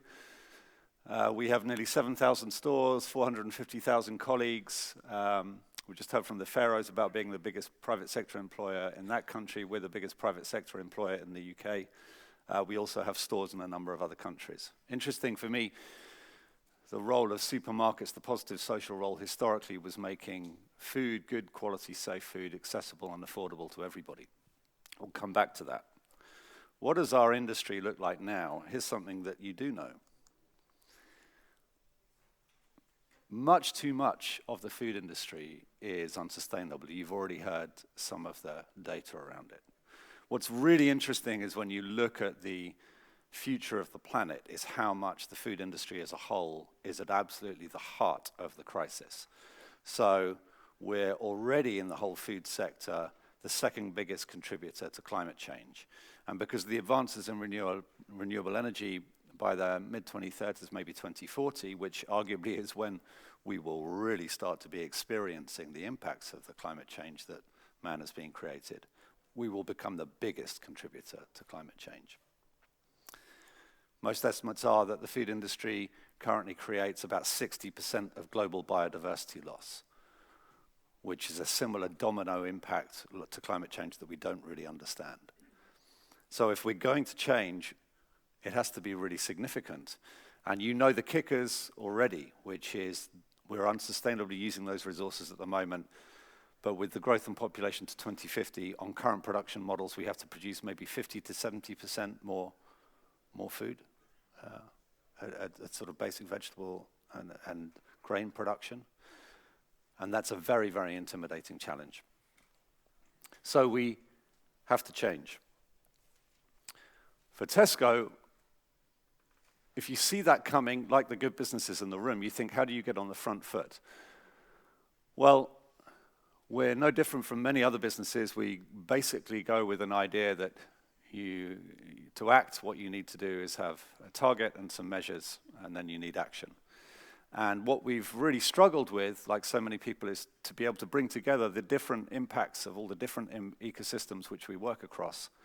And how can you put that together in a measure? There isn't a measure for the environmental impact of food, or there wasn't until we worked with WWF, who are our partners on this, to try and establish one. So we first of all set out the ambition, the target, which is to reduce the environmental impact of the average UK shopping basket by 50%.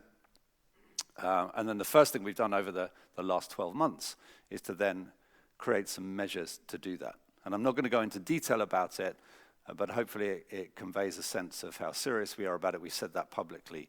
And really interestingly, when we've tried to work out how can you possibly measure something so enormously complex, I mean, it's a trade-off, right, between good science and what's basically measurable.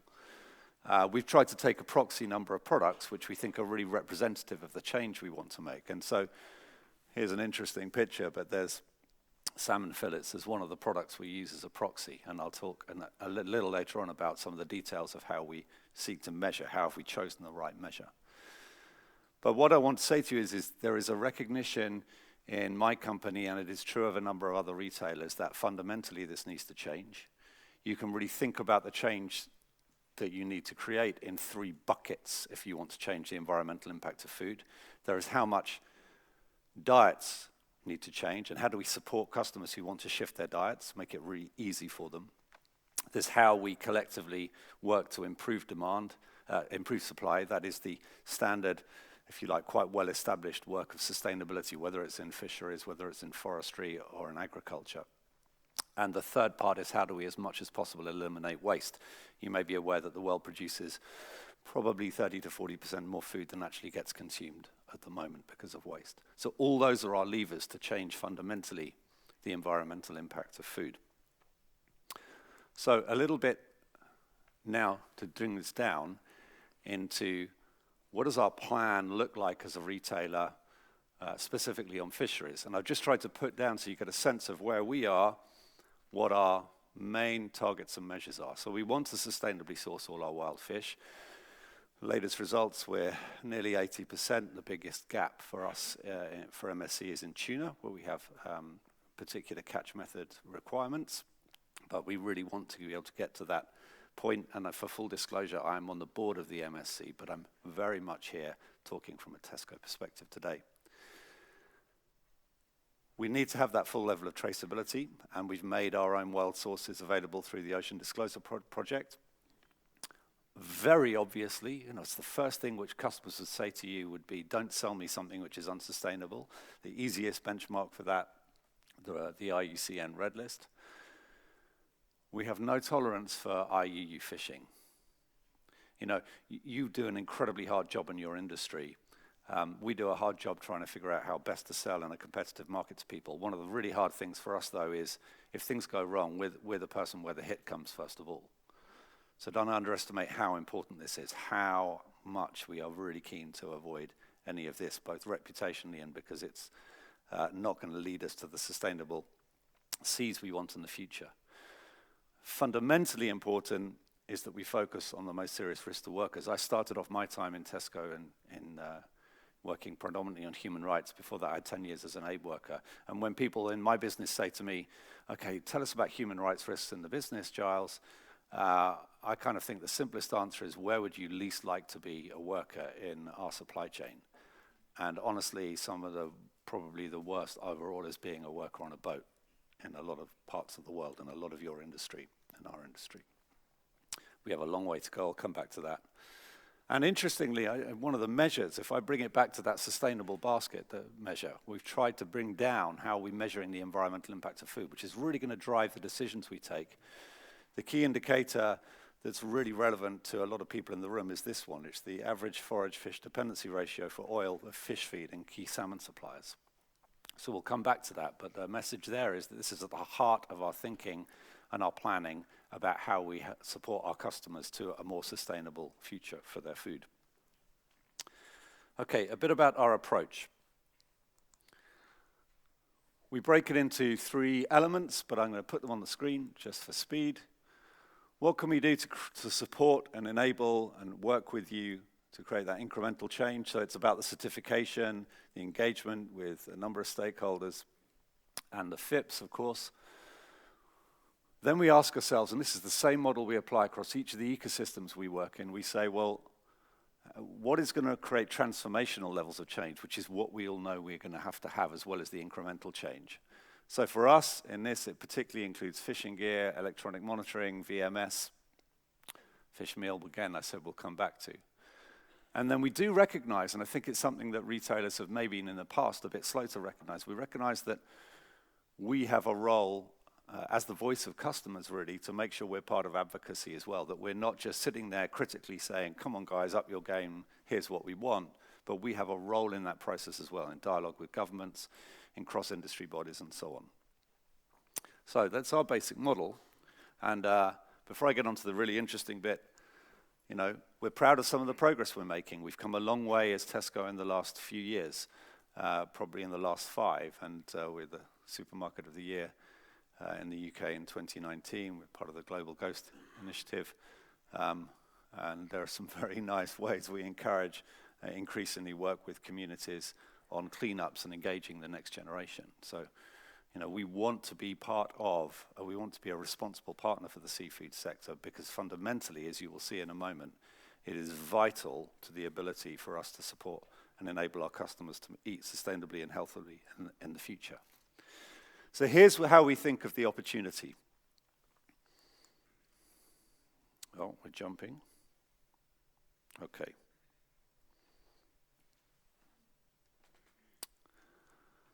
In the UK, we don't eat as much fish as we should at the moment. The advice we have from a health perspective is that customers should eat about 200 grams a week, 1 oily.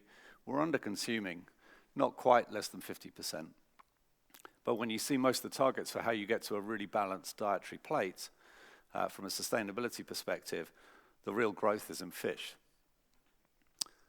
And I'm like lots of other people you've heard from in this room. When I look at the challenge for the world, I can't look at much of the meat industry in the moment and say the growth can come from there.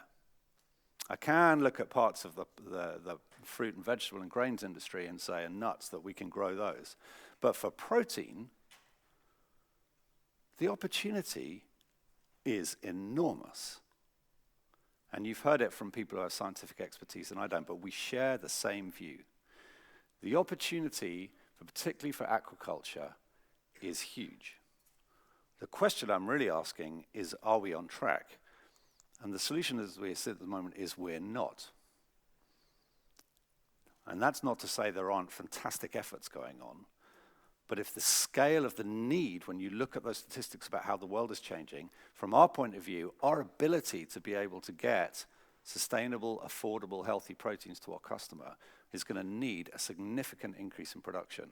And we don't think there is anything like the level of innovation and progress yet that we are going to need to get there. So if the message you're taking from me, I hope, is anything, it is that we really want you, but together we've got to crack through some of these challenges and we've got to get speedier at it. Okay, I'm going to talk about a few examples, right? Most of it's going to be a bit about aquaculture. Mackerel, many of you in the room will know an awful lot about, again, more than me. But the very basics of what we need to be able to do before we get to the complexity of aquaculture on wild fish is to manage our stocks and get the governance right.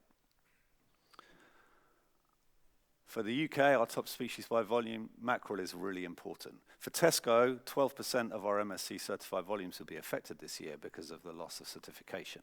Now, at the moment, that's because of the governance, but the whole point of the governance is that will undermine the stock levels very likely if we don't get it right. What can I say that you don't already know? Not very much. Really affects our goal, but really, for those of you who are involved, I know it's hard. I'd be worried about the impact on perceptions of mackerel for the long term. So this might be a hiccup for some of you, and hopefully you get back on track. But I can tell you as a UK customer that the perceptions of North Sea cod really fundamental, and once people think you're an unsustainable stock, it really affects that perception and demand. So what's going on with mackerel now really needs everybody to come together and fix this issue. And if you think there's any useful roles we can do in playing a role other than trying to share our own concern about it, please let us know.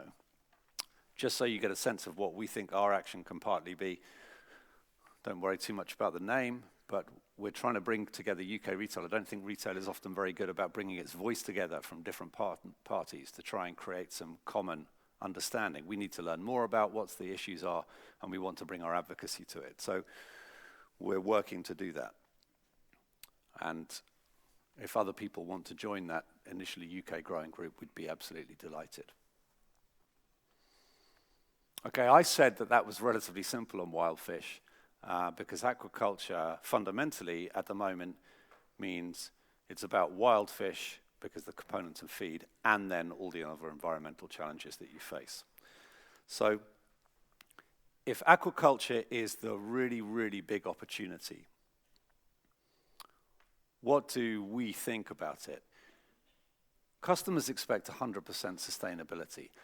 I think we are vulnerable in this industry. We have a very big public debate about the sustainability of our wild fish sources.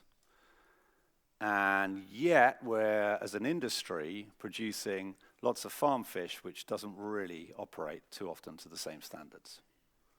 That will not be reputationally something that can contain for too long. Okay?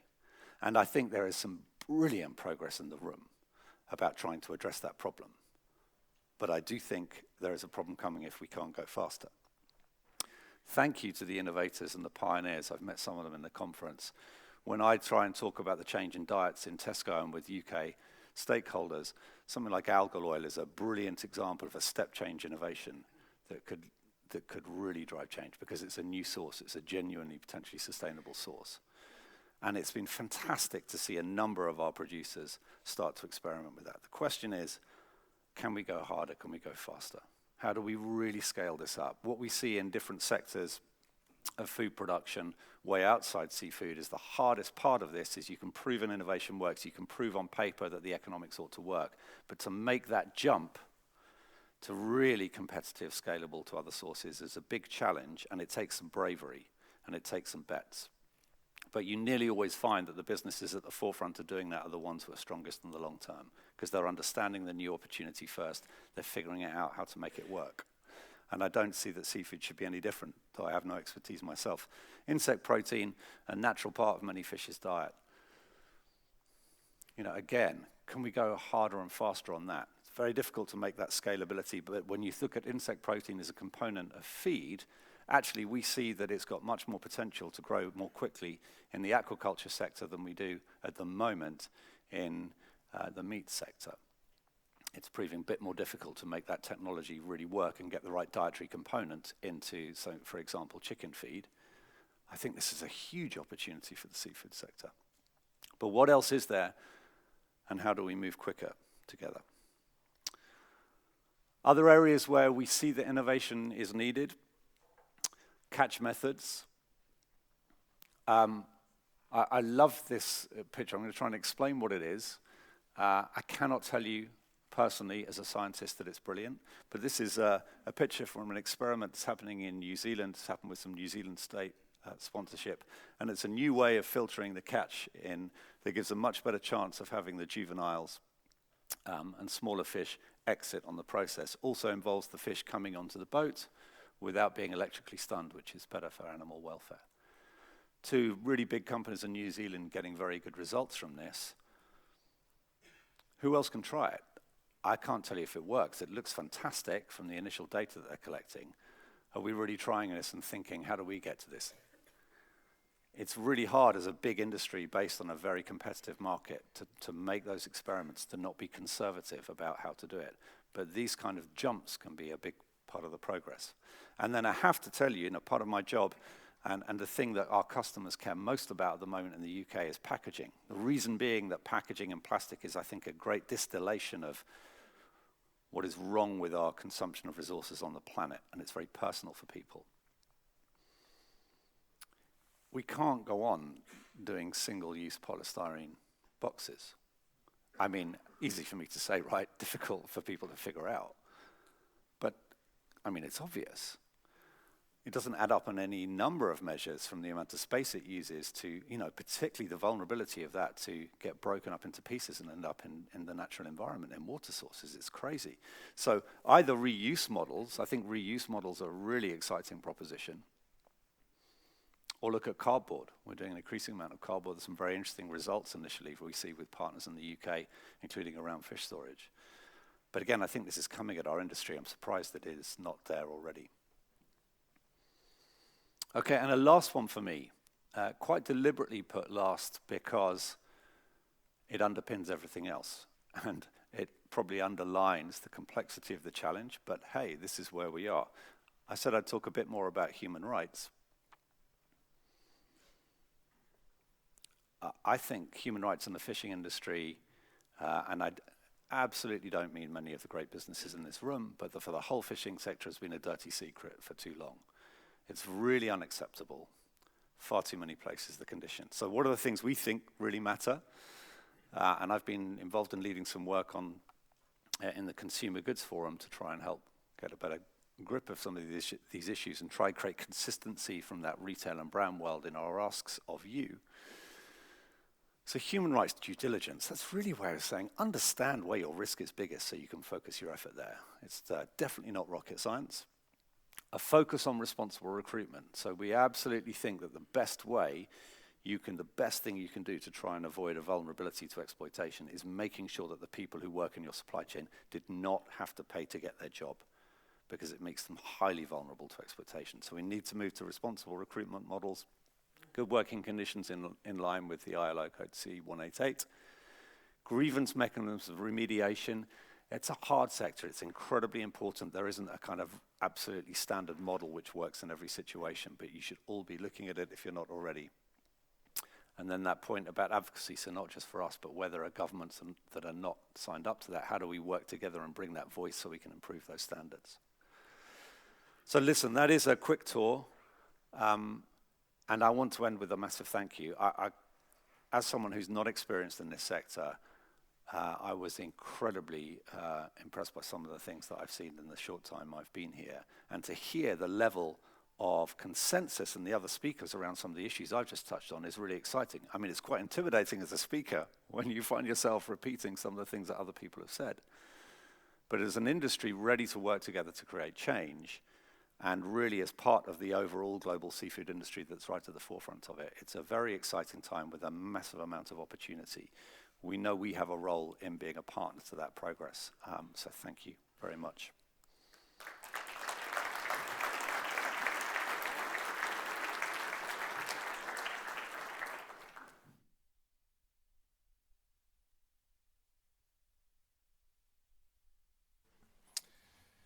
Thank you, Jill. I think that was a very inspiring start of this second session, where we can really feel that when major retailers engage in our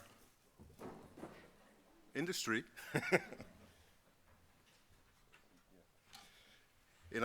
that change can really happen, and that indeed consumer drivers are very relevant to that. Our next speaker can actually address that consumer perspective very well, because our next speaker is Noel Clark. He's working as a general manager for Unilever in the Nordics. Holds a long career in fast-moving consumer goods and A brands, so I've really worked on the interface of consumers for a very long time. On that perspective, probably can make a very good connection, Jill, to what you have been describing to us. So I'm very much looking forward to this speech. Sustainability in all its elements and his view on the changing seafood consumer perspective, thriving in periods of change, purpose fit and future fit. That is what Neil brought to us. I hope you're there. Yes, he is there. Perfect. He's joining us by Skype. So I think we have one down because technology worked in our favor. And let's have a close look at what Noel is going to tell us. Noel, the screen. Thank you very much. So thank you very much for the chance to come and address you guys. I think up until Monday, my plan was to be there in person. But as a response to the COVID-19, we've introduced some new protocols in our business, which kind of prevent us from traveling to large groups internationally. So unfortunately, not there in person to get the chance to meet you all, but a real delight to get the chance to address the group. So thank you for that, and hopefully the technology will work for us. I mean, similar to what Giles said, right? I work for a consumer goods company where we do everything from laundry to skincare to ice cream. And so my understanding of the fisheries industry is dwarfed by the people in the room. You know, an Irish guy that ran an ice cream business that now has the luxury of being responsible for leading Unilever's business in the Nordics. You know, what should we discuss in this time? And so what I think makes most sense is what are we doing? What is our response? What are the challenges we face? How do we see the business systems working in tandem to try and deal with some of the problems we face, but through that create good business? And that's the focus of what I'd like to talk through. So I think the way we're going to work it, I think we're going to flip to presentation mode. So because I believe the stream won't allow us to do both, but let's try that out now.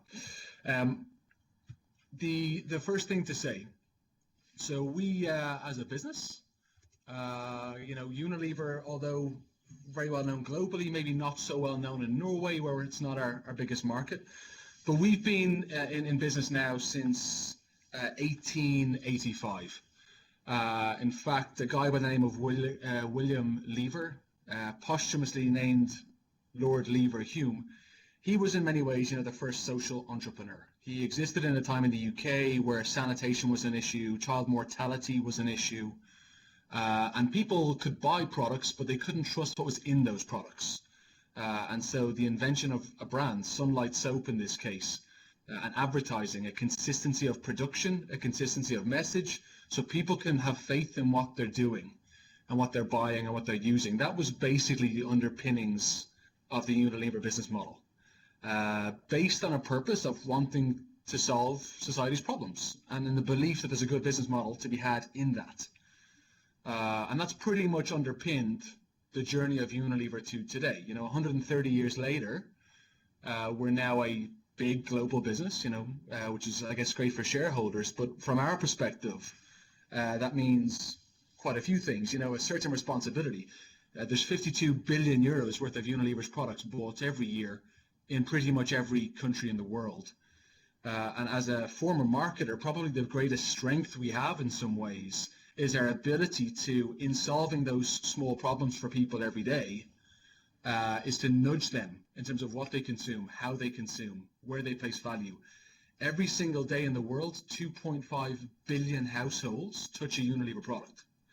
And so we believe that our bigger role is not just to create products that we are proud to sell, but how do we influence a third of the population's consumption choices?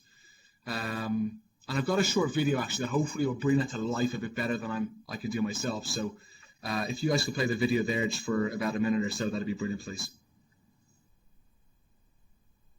Every single day, 2.5 billion people around the world use our brands. This gives us a great opportunity to use our scale and reach to take a stand, do better for the planet, and build a brighter future for generations to come. Which is why our purpose is to make sustainable living commonplace. We are already working to address today's most pressing social and environmental issues head-on, empowering the underrepresented, improving health and hygiene around the world, and doing more good, not just less harm, throughout our supply chains. But there's still so much more to be done. We believe that today's fresh talent, tomorrow's future makers, you, can help us in our mission to harness the power of technology, pick up the pace with our sustainability commitments, and be bolder and more courageous in creating the change we need to see, both in Unilever and beyond.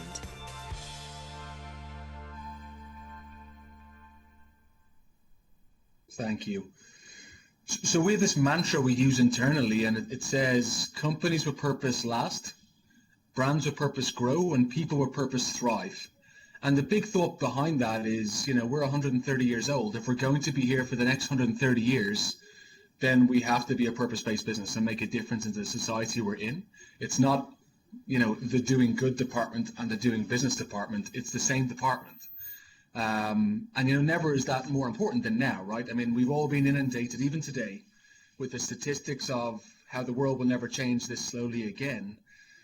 Be that some of the extreme weather conditions we're seeing. On one side of the globe, the biggest wildfire season in history. On the other side of the globe, the biggest flooding in history. If you go beyond that, just look at our populations and levels of population growth and the polarities that's creating for the people we serve. A third of the world's population use consumer products from Unilever. And even within that group, we've got 800 million people that don't have access to clean drinking water. That's an existential crisis when you sell laundry products.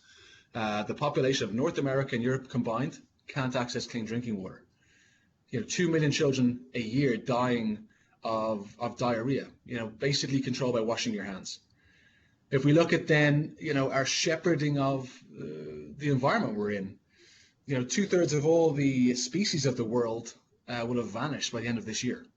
And even here in Europe, where we are far more engaged with some of these challenges, and certainly in the Nordics, probably the most progressive society of all, 42% of the land species in Europe have declined in population in the last 10 years, in the time that we've been aware of these challenges and problems. So the idea that we make sustainable living commonplace is not about philanthropy. It's not about philanthropy at all. It's a business model. The idea here is that we can unite the doing good department and the doing business department into one, because our consumers want it. We just heard from Tesco, our retailers want it. And certainly in my 8 months here in the Nordics, I would argue that the key retailers in each of the major Scandinavian and Nordic markets are as advanced as any in their expectations. But also it gives me the chance to come here and talk to you guys. So this is a business model and makes sense. So where do we start? Well, the first thing, when you're pointing a finger at someone else, you realize very rapidly there's 3 fingers pointing back at you. So you've got to start by getting your own house in order. I talked about the fact we're a big business. We do everything from oral care to hair care but just to zoom a little bit in on our food business, this is about getting our own house in order first. There's 3 key areas we've been focusing on now for a number of years and still have much more work to do. The first one is in how we sustainably source our raw materials. Right, we have a very big impact on crop cycles around the world for the key ingredients that we consume, and how we work to ensure that they're certified and sustainable is a crucial part of our plan. And in fact, our top 12 crops, which are about 90% of what we produce, in 2020, 95% of them will be sustainably sourced. So we're on that journey, but it goes beyond that, right? So even in terms of how we manufacture, in every continent in the world, we now manufacture using sustainable energy with a goal to go beyond that, to actually generate more energy than we consume. If we look at the people in our value chain, because again, some of the causes of these problems are that the inconsistencies on who is making money and the lack of shared prosperity in the supply chain mean that people are not incentivized to improve the quality of their agricultural processes. So by paying a fair amount, by ensuring the products are sourced in a certified way, yes, we're making sure that farmers' families go to school, and 80% of all the production of food in the world happens through smallholder farmers. But B, we're also ensuring that they can invest in their own capabilities and effectiveness of how they produce. And then, of course, in a business with our history, access to water and the impact of how we use water in our supply chain, but also sanitation, hygiene, are key areas of focus for us. So step one, getting our own house in order. But, we think we'd have to go beyond that. Like I say, we've got a big footprint, both in the value streams we operate in, upstream to our suppliers, downstream to our customers, and right through to the consumer's household. And we think we can have a big impact there. And so again, as you zero in on the food industry, what are the areas that we want to go above and beyond, making sure our own footprint is clean and has integrity, and actually have a bigger, more regenerative impact. And we're focusing on a few areas. So eliminating deforestation. So first of all, we know, look, 15% of total global greenhouse gases are linked to the agricultural processes associated with commodity foods. This is chopping down rainforests, etc. We want to plant more trees than we chop down. We want to ensure that we recycle more plastic than we use. We make commitments around generating more electricity than we consume.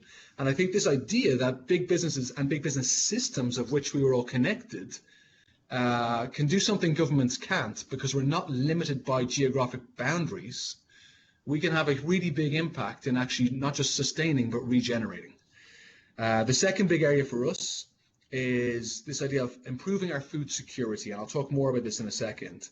The idea that we are, as a population, using a few key crops, using a few key food ingredients to an extent that is actually damaging society, and how, through going back to Lord Lever Hume's insight, how can we help people solve small problems every day, and through that process overcome the issues of food security. And then crucially, this point on how we use water in our supply chain and access to hygiene and sanitation. So let me just drill down one, because some of the big issues we have in our food industry are around the business model itself, and who we reward in the supply chain, and how we reward them, and how we work as a system, not as a company, but as a system of companies and associations to create value where historically there wasn't. And there's an awful lot of work that we do in this space.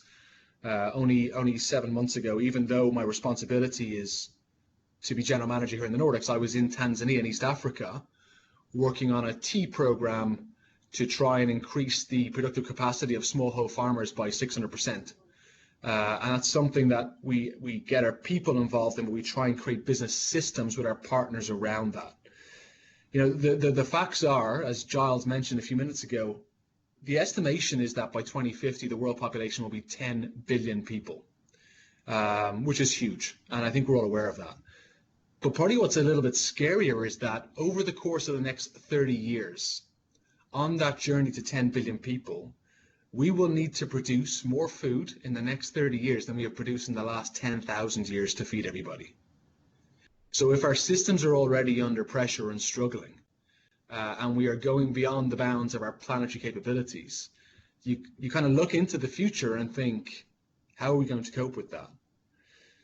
When you ladder on top of that, 25% of total emissions of greenhouse gases are linked to how we use land for agriculture. Our food system's resilience and our ability to generate nutritional diversity is a massive issue already.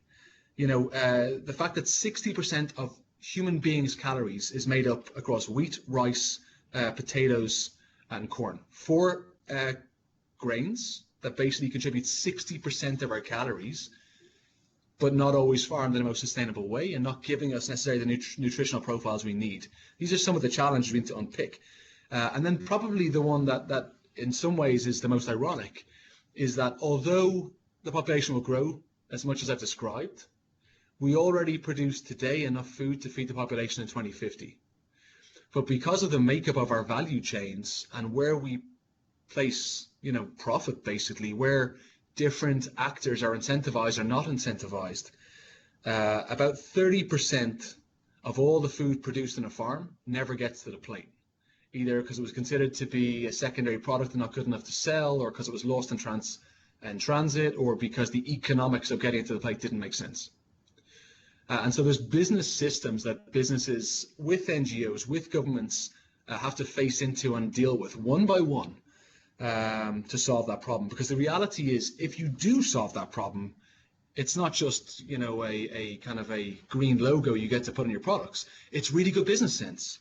The estimates are that in the next 10 years alone, in solving this problem, it will create 80 million jobs dealing with some of these business system transformations, and create 2 trillion in value, in productive growth.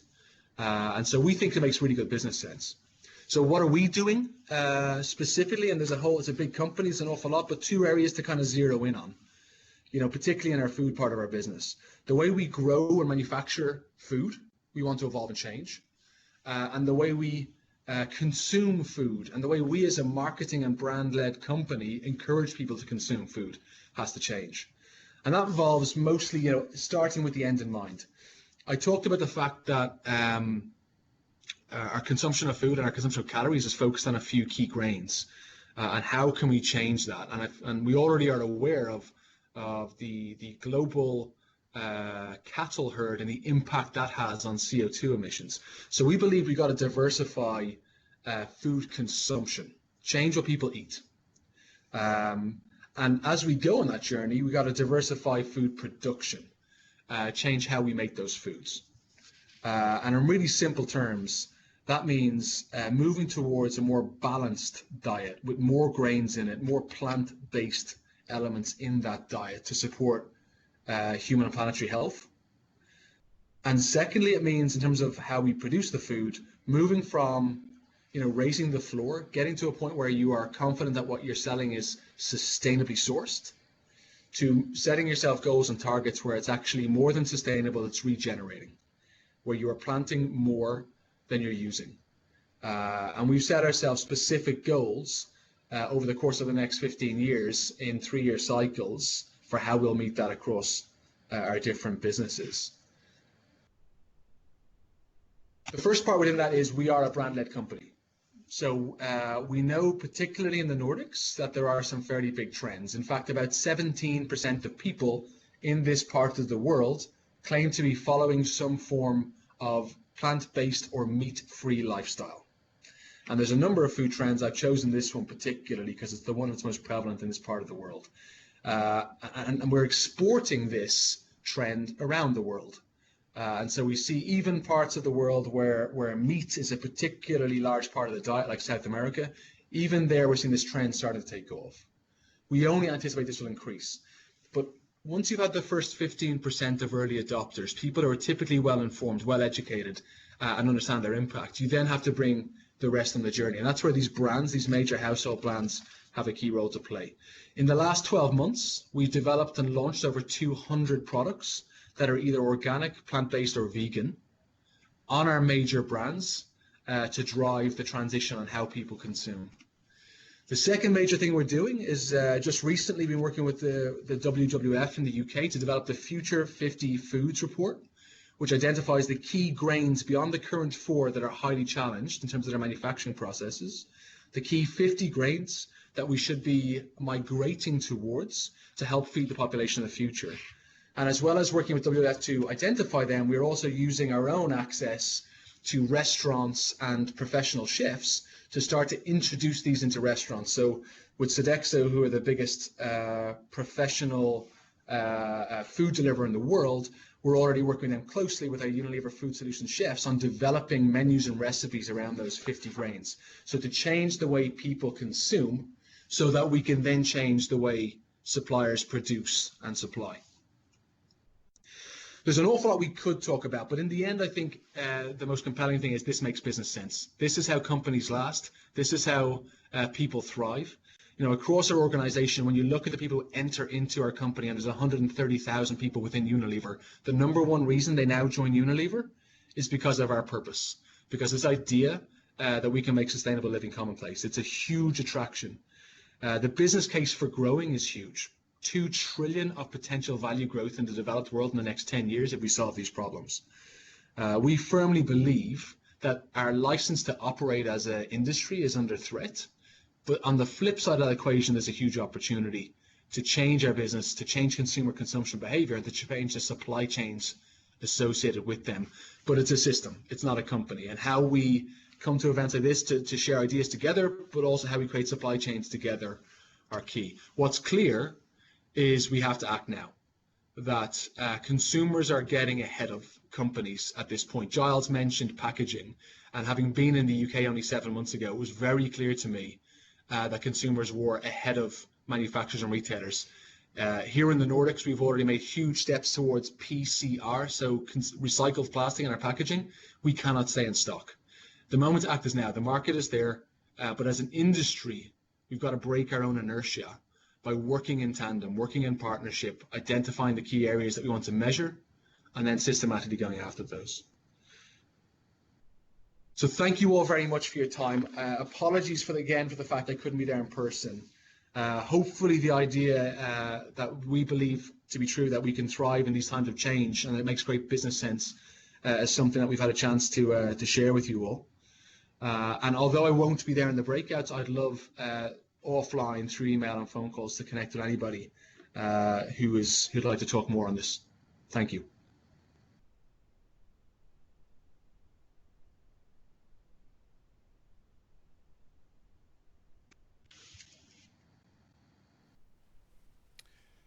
Well, Noel, thank you very much for joining us through a digital environment. I think the message came across loud and clear.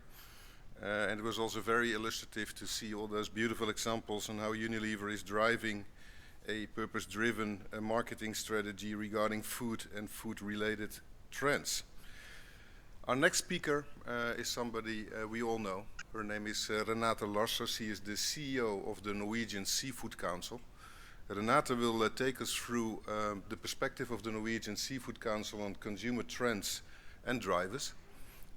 Again, another digital challenge. Renate will join us by video. And this is actually because of the fact that the Norwegian Seafood Council recognizes that they're a global organization. They're traveling extensively and intensively. And with the ongoing COVID situation, also they have decided to limit travel. And for that reason, Renate will join us by video. So very much looking forward to her presentation on consumer trends and drivers, which will be driven through video.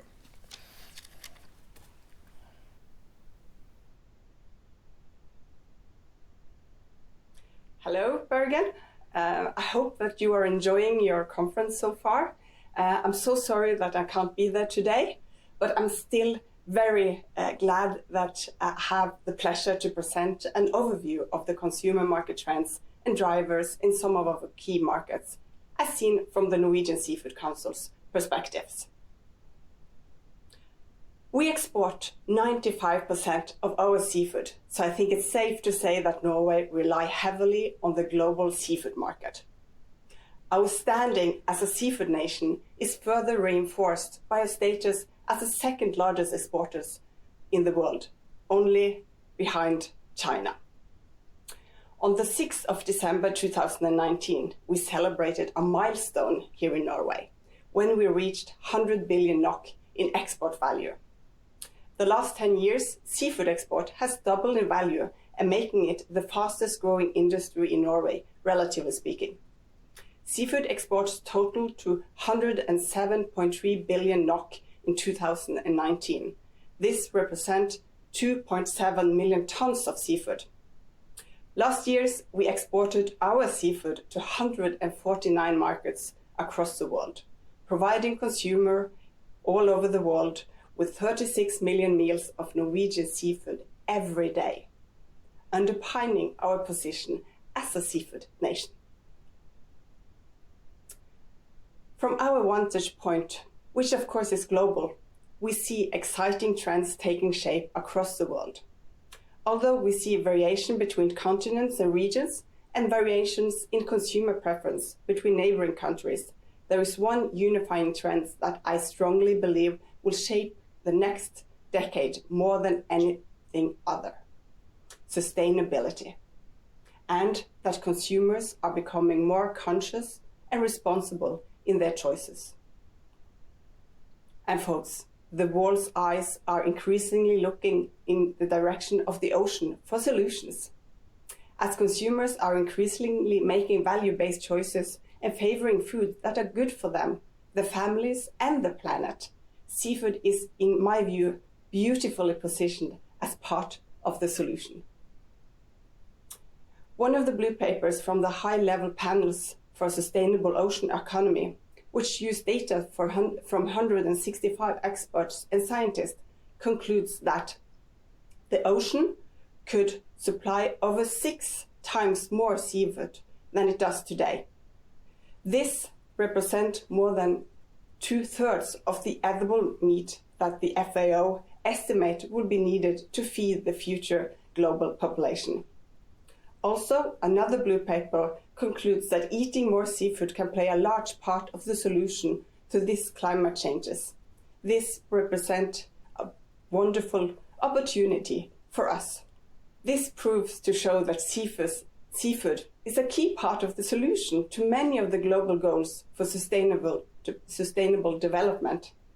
The seafood industry is an enabler for all the goals, and especially when it comes to some of the goals, providing consumers with good health and well-being, responsible consumption and production, most definitely, protecting the environment and reducing the carbon footprint, and life below water, obviously. We need to protect the sea. We need it for more food production. And partnership is crucial. We have to do this together. All of us, or all of you being gathered here today, is proof that we are living the goal. So seafood is part of the solution to the world's challenges. Now let's take a closer look at our consumer trends in key markets, trends that will shape our future as an industry, with the potential to strengthen our position as a protein source, and a protein source to be reckoned with. The NSC carries out an extensive consumer survey every year, and we have done so for the last 8 years. Our database, which we believe is the world's largest of its kind for seafood, consists of more than 200,000 respondents in more than 25 countries, covering attitudes, preference, behavior related to fish and seafood.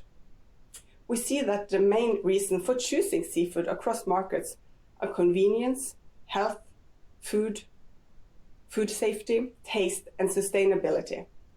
However, with convenient taste and health are quite stable, we see the biggest growth in food safety and sustainability. To use some important seafood market as an example, sustainability isn't, for the time being, one of the top reasons for choosing seafood in Japan, but we see clear signs of the growing importance. AEON, Asia's biggest retailer, is a driving force behind consumer-oriented eco-labeling schemes. AEON heavily promotes ASC and MSC certified products. We also see there is an ongoing effort by the organization of Tokyo 2020 to make the year's Olympics the most environmentally friendly to date. The sustainability concept of the game is be better together for the planet and the people. The sustainability plan includes an attempt to use only renewable energy, reduction of plastic waste, the reduction of food waste. They even had a goal of creating 5,000 gold, silver and bronze medals by using recycled goods such as used mobile phones, and they plan to create the official Olympic athlete kit by using recycled materials. That's very good. And in a study in South Korea, we asked consumers to rate a set of statements according to importance when it comes to buying seafood. Safe to eat, followed by clear, marked with country origin, were ranked highest. Sustainability is further down on the list, but we know from other studies that sustainability, as in Japan, is growing in importance. Our finding has been backed up by studies performed by Korea Maritime Institute and Pukyong University, which confirms that credibility with regards to food safety is closely linked to country of origin, as is sustainability. So seafood from Norway is highly rated on seafood safety, and this is underpinning by the fantastic growth that we have seen in Norwegian export to South Korea over the last few years. We believe a combination of these three factors will be crucial in the years to come in Asia, as we see the same trends in other countries, including China and Southeast Asia. Results from a survey conducted in November last year indicated there are big generational differences in the UK. When it comes to purchasing reasons for fish and seafood, words like organic and sustainability resonates much stronger with the younger generations than with the older ones. However, boomers are more concerned with food safety and taste than the younger counterparts.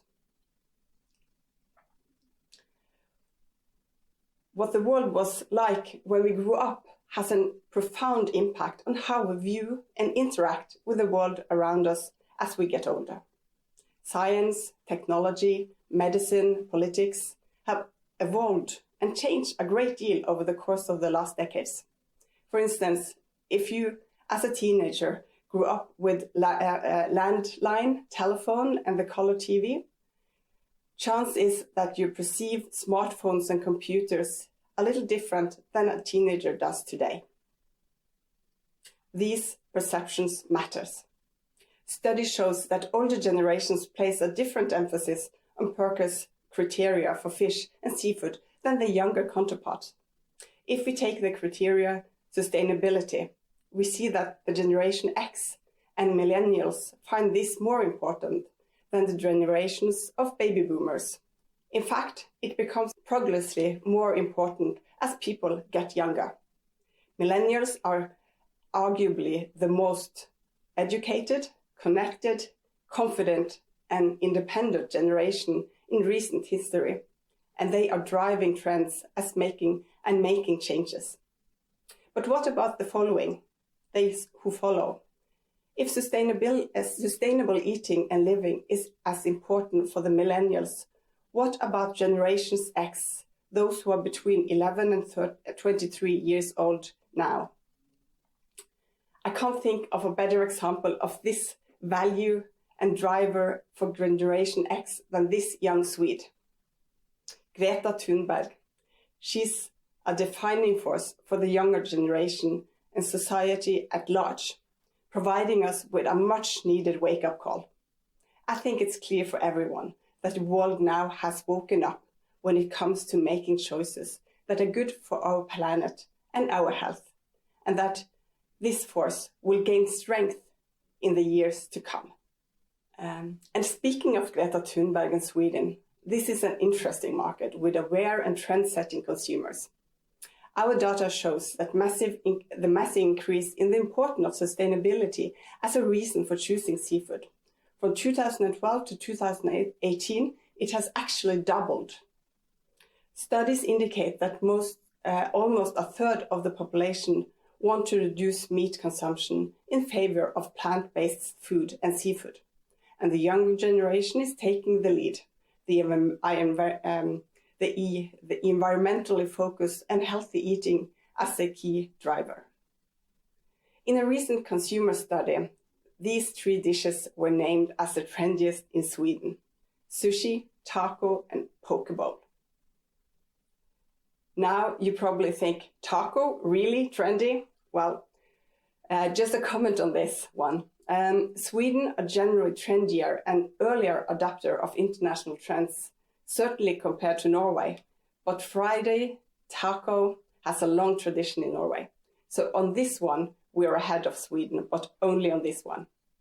Well, 2 fish dishes are on the top of the 3 trend list. Great news, don't you think? Well, don't get too excited, because a look at the top 10 everyday meal serves is a reality check and a reminder that when we are talking about trends, changing habits takes time. Trends are one thing, but the choices that we make might differ. The list of most popular everyday meals in Sweden is dominated by traditional dishes like spaghetti and meat, sausage, chicken, fish, pasta, and salmon on the 10th place. Now, although consumers in Sweden want to eat more seafood, consumption has not increased. In other words, less meat or no meat does not necessarily mean more seafood. We see the same trend taking hold in many markets, an increase in the amount of vegetarians, vegans, and flexitarians, with a focus on sustainability and reducing meat consumption. Although seafood is seen as a healthy and sustainable option by consumers, seafood is simply not top of mind and loses out to plant-based alternatives. And whilst eating more plant-based food is a really good thing, I'm all for it, but we need to speak up for seafood and let consumers know that our seafood is sustainable and healthy protein option. Competition is tough, and we have to step up our game. This quarter nicely sums up the key trends.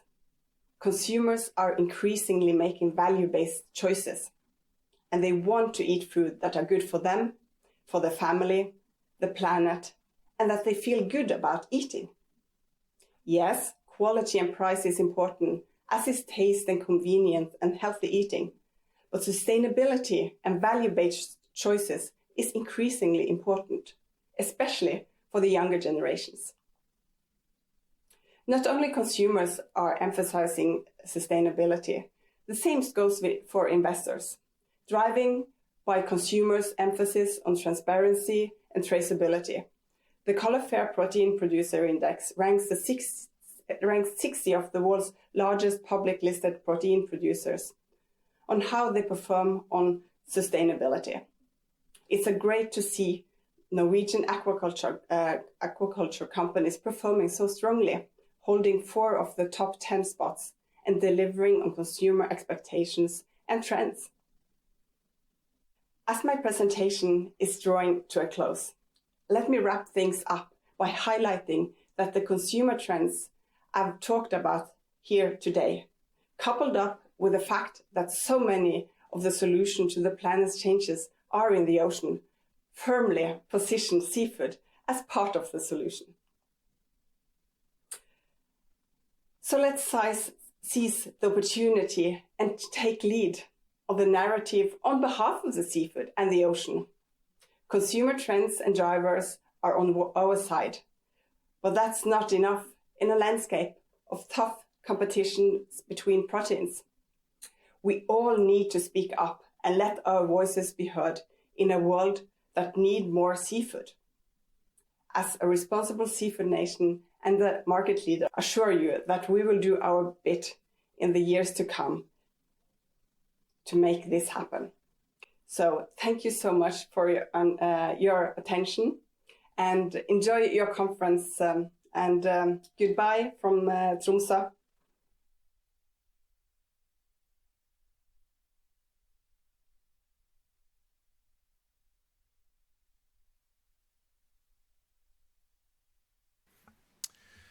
Thank you, Renate, from the beautiful city of Tromsø. I think that's a city we saw in the background. I'm also very happy that digitally this worked really nicely. I think some very strong messages came across. And that actually links very well into our next speaker, which is Thomas Vogt Erissen. He represents a CFO, the group of DNV GL.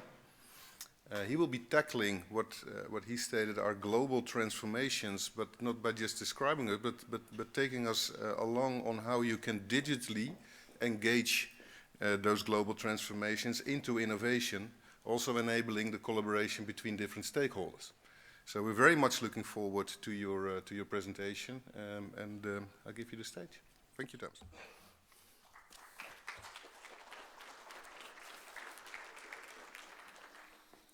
Thank you, John, for the introduction, and I suppose we can all say good afternoon to the conference. Ladies and gentlemen, it's a privilege to be here and to give you some reflections from our side. Of course, being a CFO in a technology-oriented company means that it is innovation, but I suppose with a twist of business reflections to it. Zooming out and starting here, and this is, by the way, not the same slide as used by Giles from Tesco, but the point here is that the ocean is covering 70% of the Earth's surface. The ocean holds 97% of the total water on the globe, and 95% of the depths of the water columns and the seabed remains actually largely unexplored at this time. So there is no doubt that the oceans are a global force, a nature that form the foundation of the blue planet of which we live. They are a life support system for Earth and a global commons that provide us with free goods and services from the food we eat to the oxygen we breathe. The ocean also regulates the global climate, the immediate temperature, and drive the weather, rainfall, droughts, and floods.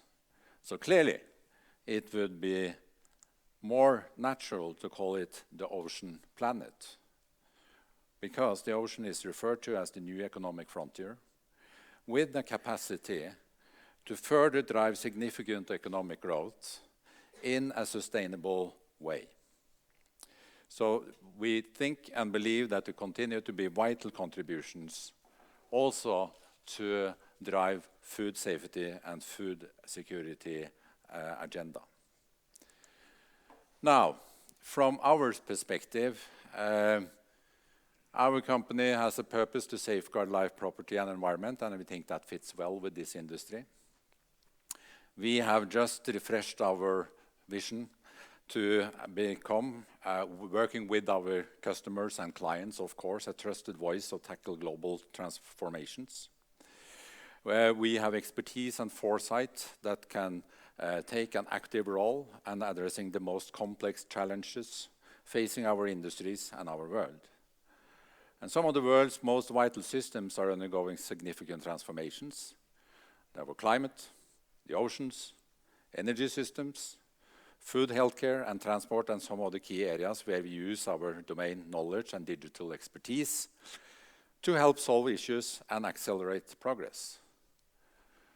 Our company is a foundation that has been proudly in existence for more than 150 years.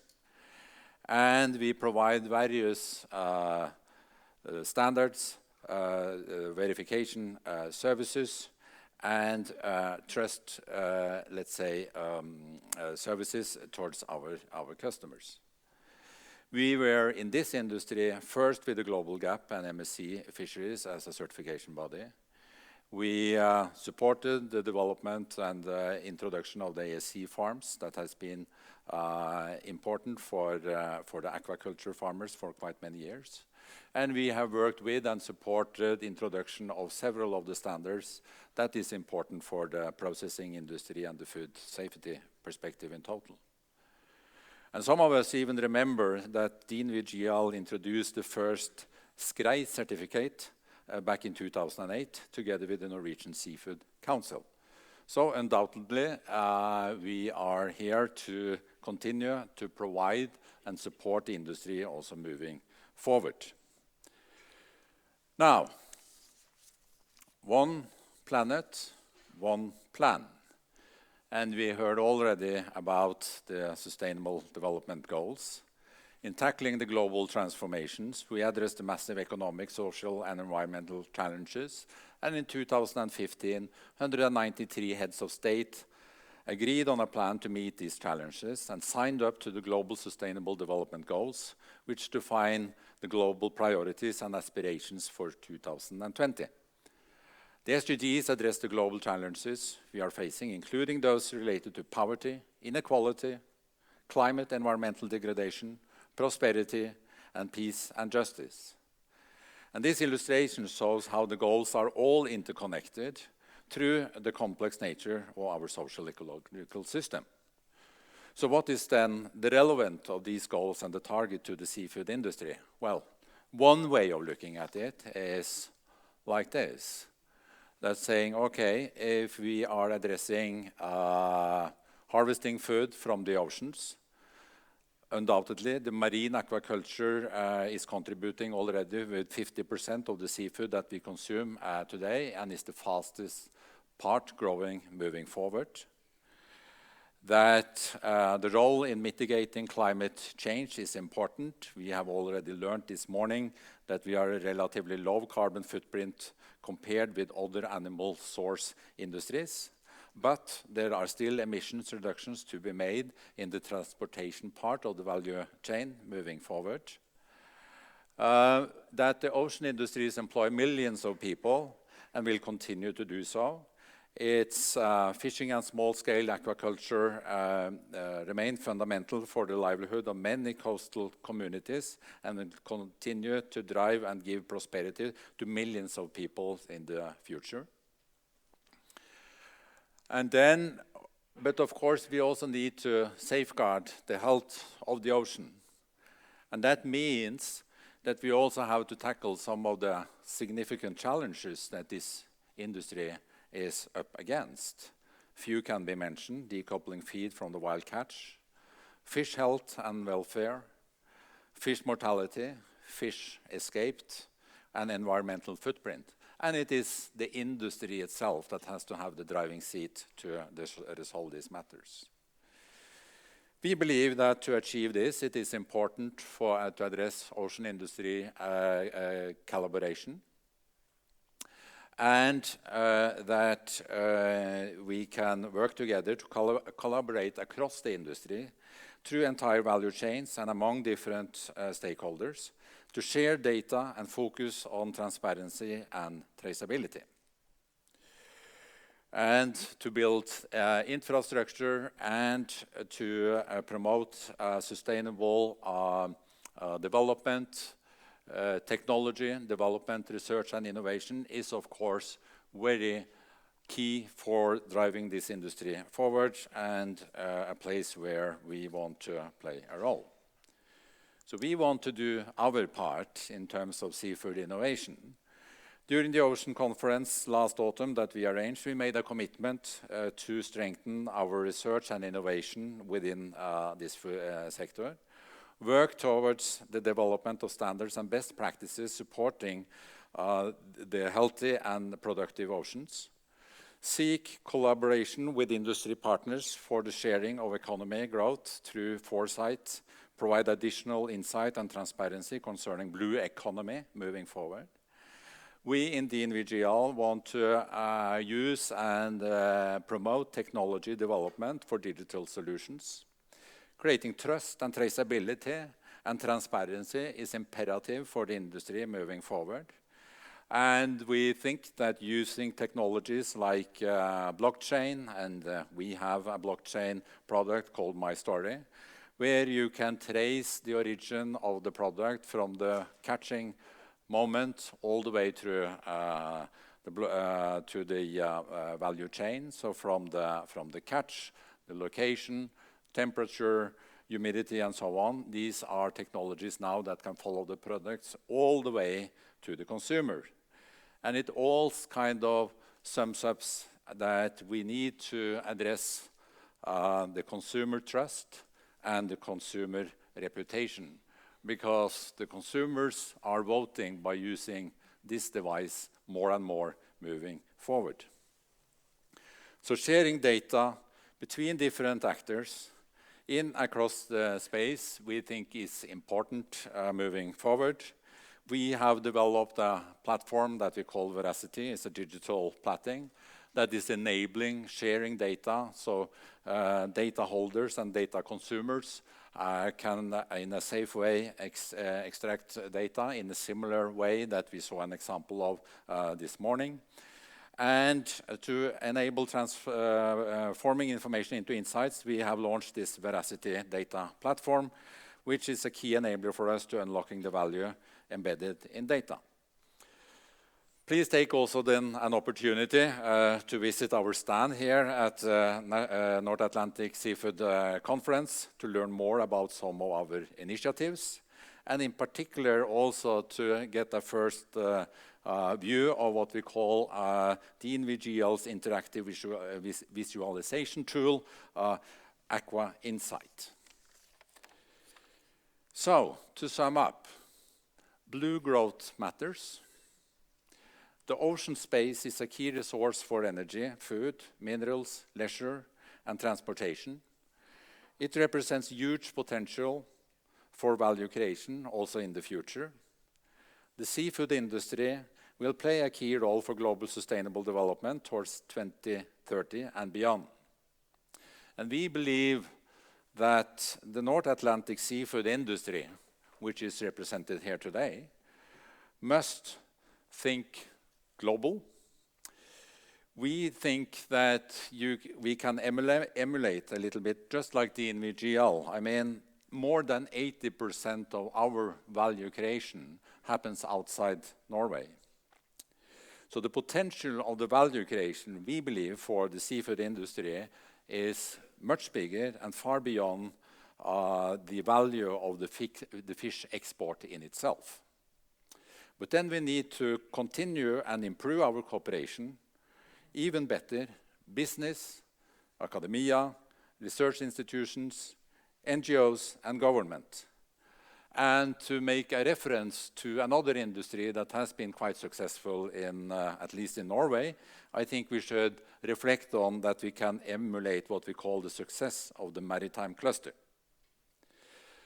But then to put that a bit into the historic, let's say, perspective, I would say that, well, maybe we have to step up the game a bit. Maybe we have to think not like the Vikings traditionally, but more like the Romans. The Roman Empire lasted for centuries. The Roman Empire had strong governance and a strong center. And we believe that the North Atlantic seafood industry needs strong governance, needs a strong seafood center, and that the North Atlantic cluster should remain and develop and think globally in the future. So blue growth matters and innovation matters, and thank you for your attention.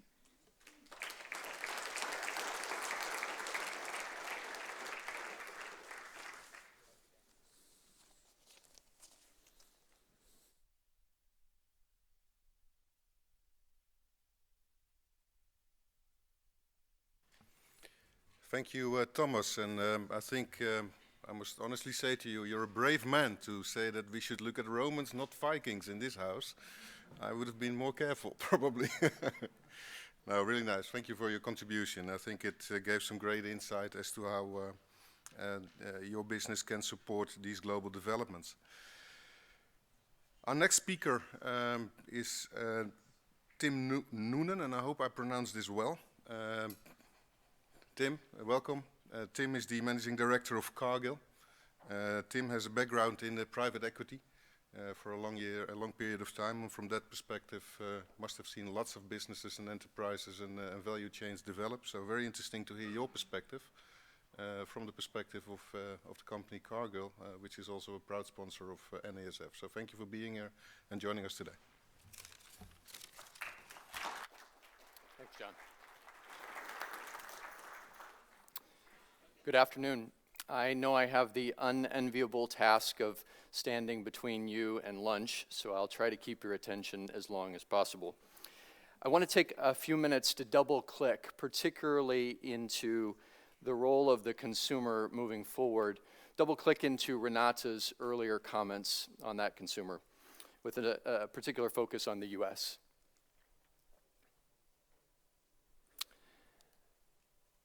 You in the room here are likely to be part of either Gen X or the millennial generation. You're somewhere between the ages of 23 and 55. And in the United States, those two generations consume primarily shrimp and salmon. About 40 to 50% of what we consume is in those two species from a seafood standpoint. Going forward, we expect that those two generations are going to significantly change how the consumption of seafood takes place in that market, and we expect similar trends to evolve in other markets, both developed and developing going forward. In the US, for example, smoked and prepared seafood, particularly in salmon fillets, pre-cooked products, whether they be shrimp or salmon, are largely consumed by that older demographic, that Generation X. The younger demographic is increasingly interested in additional value added, more varieties of prepared food. They're more likely to buy all different types of prepared shrimp, and in particular, they're more likely to be less price conscious, more focused, as Renata alluded to, on sustainability in developed markets, and more focused on seafood with a safety story in developing markets like China. What you may not know is that Gen X and millennials, while they currently have the purchasing power because they earn the income, they're heavily influenced by the next generation, by your children, which we would call Generation Z. This year, 40% of total consumption in the United States will be driven by that Generation Z. And 70% of family food choices will be driven by that Generation Z. So you can tell yourself the next time you go into a supermarket that you're the one with the money in your pocket and you're the one making the decision, but I guarantee you it's your children who have decided for you. Now, you may not know too much about Cargill. We're not a household name, but we are America's largest privately held family-owned company, and we're one of the largest privately held companies in the world. We have about 160,000 employees operating in 70 countries around the world. For more than 150 years, we've prided ourselves on trying to nourish the world in a safe, responsible, and sustainable way.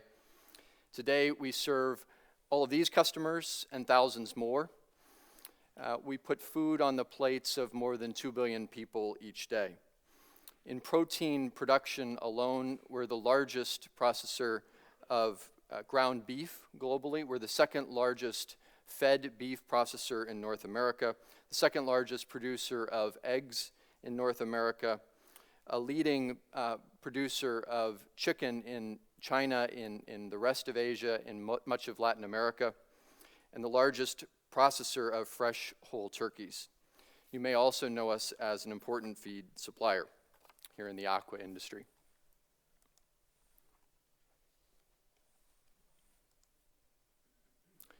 Let's talk a little bit about where demand is coming from. So today, we see demand rising as incomes rise, and there will be a continued trend towards urbanization. About 56% of the world is urbanized today. That'll grow to about 60% by 2030. That urbanization and that rising income result in an increase in animal protein consumption. That's that blue bar towards the top. There's a particular spike at about $3,000 of income per capita. So you'll see that curve turn almost vertical at $3,000. And that accelerates all the way down the curve with a particular continuation at around $35,000 of income, where grain-based foods dips below animal protein consumption. Now, this is interesting for a couple of reasons. First of all, we expect it will continue. So despite what you may read in the media, the demand for animal protein is still rising. And the demand is still rising even in developed economies like the United States. Now, that demand is changing, yes, that's to be sure. and we're going to talk for a minute about where we see those changes occurring within animal protein.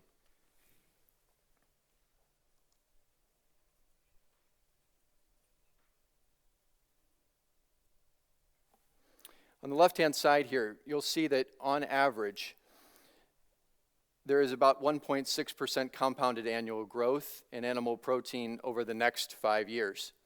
Seafood is already the largest of the protein categories, more metric tons of seafood consumed than any other protein.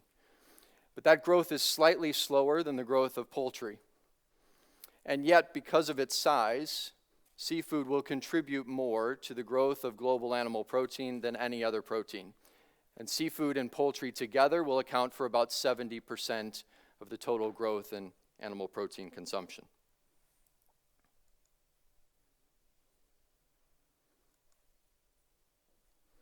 Now, how will that evolution look over the next 5 or 10 years? Well, interestingly, we asked in a series of surveys to U.S. consumers, how will you eat protein differently in the future? When you plan a meal, what do you start with today? And you'll see along the bottom here, the Gen Z, that youngest generation, thinks differently about how to start the preparation of a meal. They'll begin with a number of other thoughts and then finally result at what's going to be in the center of the plate. It used to be that boomers, and still is the case, that boomers would plan the meal around the center of the plate protein. That's a big change. Consumers are looking for flexibility, and we think at Cargill we can provide them with some of the choices, some of the options that they will need as they think about the construct of that meal moving forward. Now, it's true that 50%, or almost 50%, of those same consumers are looking to increase the amount of protein that they want in their diet. Another 10% are trying not to decrease, so almost 60%, 60% either want to maintain or increase the amount of protein that they're eating. And 17%, only 17% are not focused on managing protein in their diet today.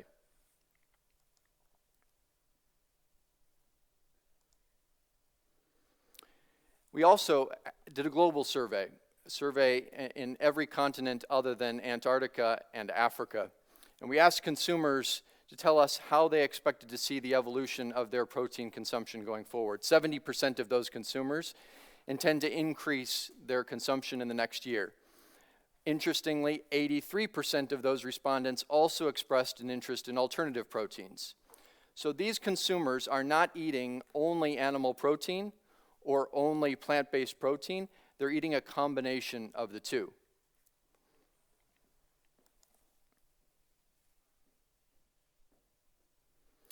That future of alternative proteins will also look different. It will probably comprise a basket of alternatives. One of those baskets is plant-based. We know this is increasingly important to certain populations and certain age groups. We know it needs to be part of an overall offering of animal protein and alternative protein products. You're well aware of the mainstream media and all the discussion about Impossible Foods and Beyond Meats. We're a supplier to both of those businesses, but we also have our own range of plant-based products. And we expect that this category will continue to grow off of a very small base at extremely impressive growth rates. In the middle column, cell-based products. These are products that are not yet commercially available. They're not yet commercially viable. But they are interesting products because they use the actual underlying cells of the meat or the seafood. And they produce through fermentation or 3D printing or other technologies to achieve a product form that looks and tastes almost exactly as the traditional product. And then there are novel ingredients, insects, single-cell bacteria, algae, and other proteins that we expect will at some point become part of the human diet in addition to their current position as important ingredients, new but important ingredients in the feed that goes into animal proteins.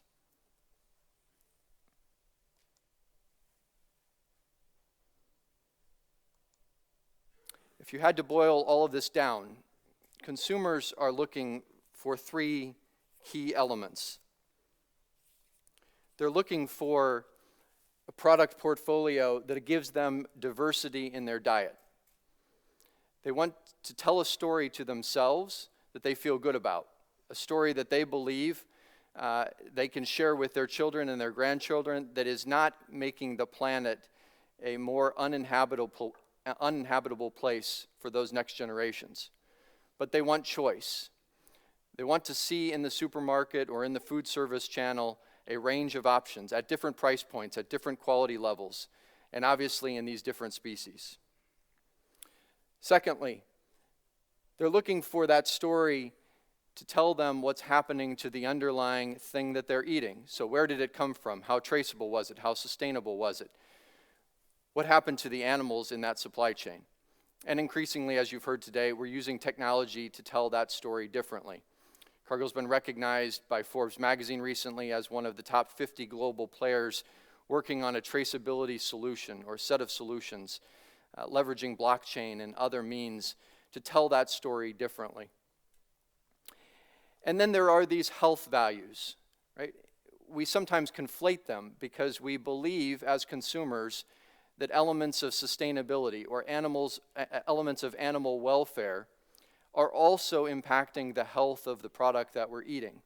And that's an important characteristic of a consumer choice today. So we know that omega-3s are found in seafood, but we're not hearing consumers say that they're choosing seafood because of those omega-3s. Or we're not hearing often enough that they're combining the thought of those omega-3s with an understanding of the sustainable footprint of the seafood that they're consuming. And they're certainly not seeing affordability in that seafood because we're seeing huge price volatility in the supermarket. So we have to bring a portfolio of these attributes together. We have to bring affordability with nutrition, with sustainability, to be able to offer that consumer exactly what they want, where they want it, when they want it.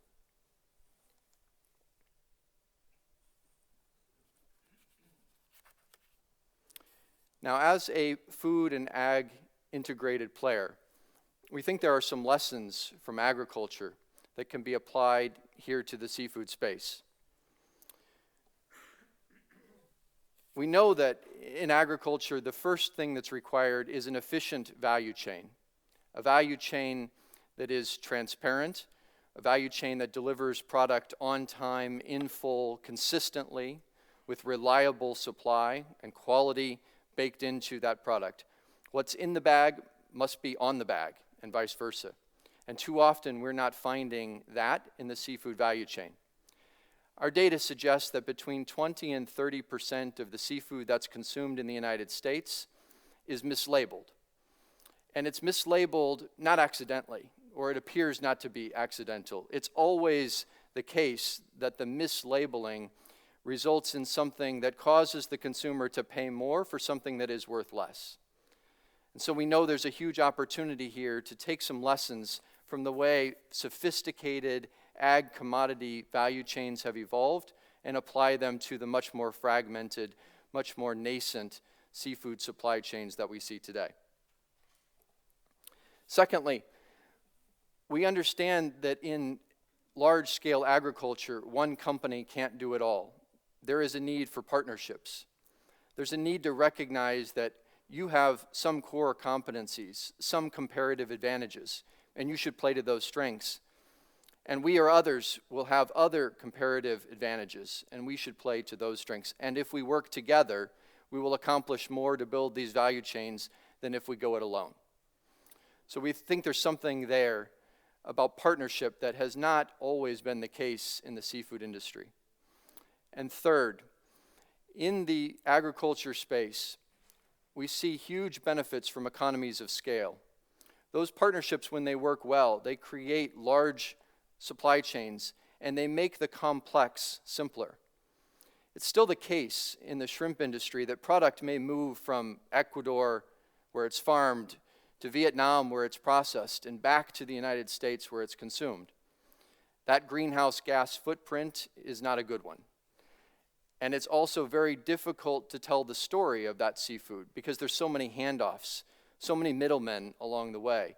so many fingers in the till, that it's not good from a food safety standpoint. It's also diffusing margin and making it more difficult for companies to step forward with innovative solutions to pay for that innovation because it's so fragmented.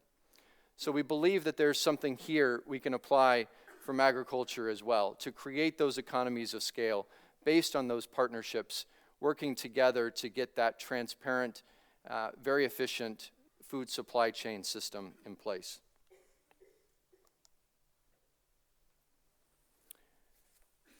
What does that mean for us in the seafood industry? Well, you've seen that seafood is the largest of the animal proteins. It is the species that will contribute most to the animal protein growth moving forward. Culturally, it's more preferred than any other protein in our portfolio globally. It will increasingly be farmed, and when it isn't farmed, it will be responsibly caught. And you've heard from Tesco today, we see it in all the conversations we have with retailers and e-commerce operators. We see the importance of both farmed and responsibly caught seafood in a portfolio. It will increasingly, as Renata said, need to be part of a portfolio that includes plant-based, not at the exclusion of one, but selling the attributes of seafood is really important. And those attributes are more than those omega-3s.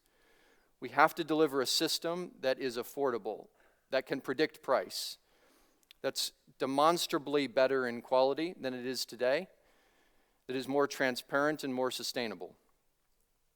We know that demand will exceed supply. You all in the salmon industry see that and have seen that for several years now. The unintended consequence of that is that price has risen significantly, and that has shrunk the available addressable market in a number of geographies around the world. We must unlock more supply, largely through innovation, in order to be able to better manage and ultimately lower the price point of seafood. And if we do that, we'll be surprised by the number of consumers that choose seafood, knowing the story that they can now tell to that next generation. In China, we expect that in the next 5 years, about 12% of the world's supply of salmon will go to that market. That's a 3x increase from today. In the US, where the average consumer eats 2.7 ounces of seafood today per week, against a guideline nationally of almost 3 times that. And where that consumption of seafood, if you think about Giles' comments earlier, is about 40% of what the UK consumes today. And his comment was the UK has a long way to go. So imagine we have a 2.5x opportunity to get the US to where the UK is. And then a huge opportunity to move the UK and the US to where the rest of the world is. As a global seafood company, as a global industry, and as a global protein company, we're committed to an inclusive set of options that bring the consumer together with a portfolio that meets them where they are and evolves with them as they move forward. We believe the future will look very different. I suspect most of you agree with that. It will be more complex in some ways, and hopefully it will be more simple in other ways. Certainly it will be easier if we go it together than if we go it alone. And so we look forward to working with you to create that future together. Thank you very much.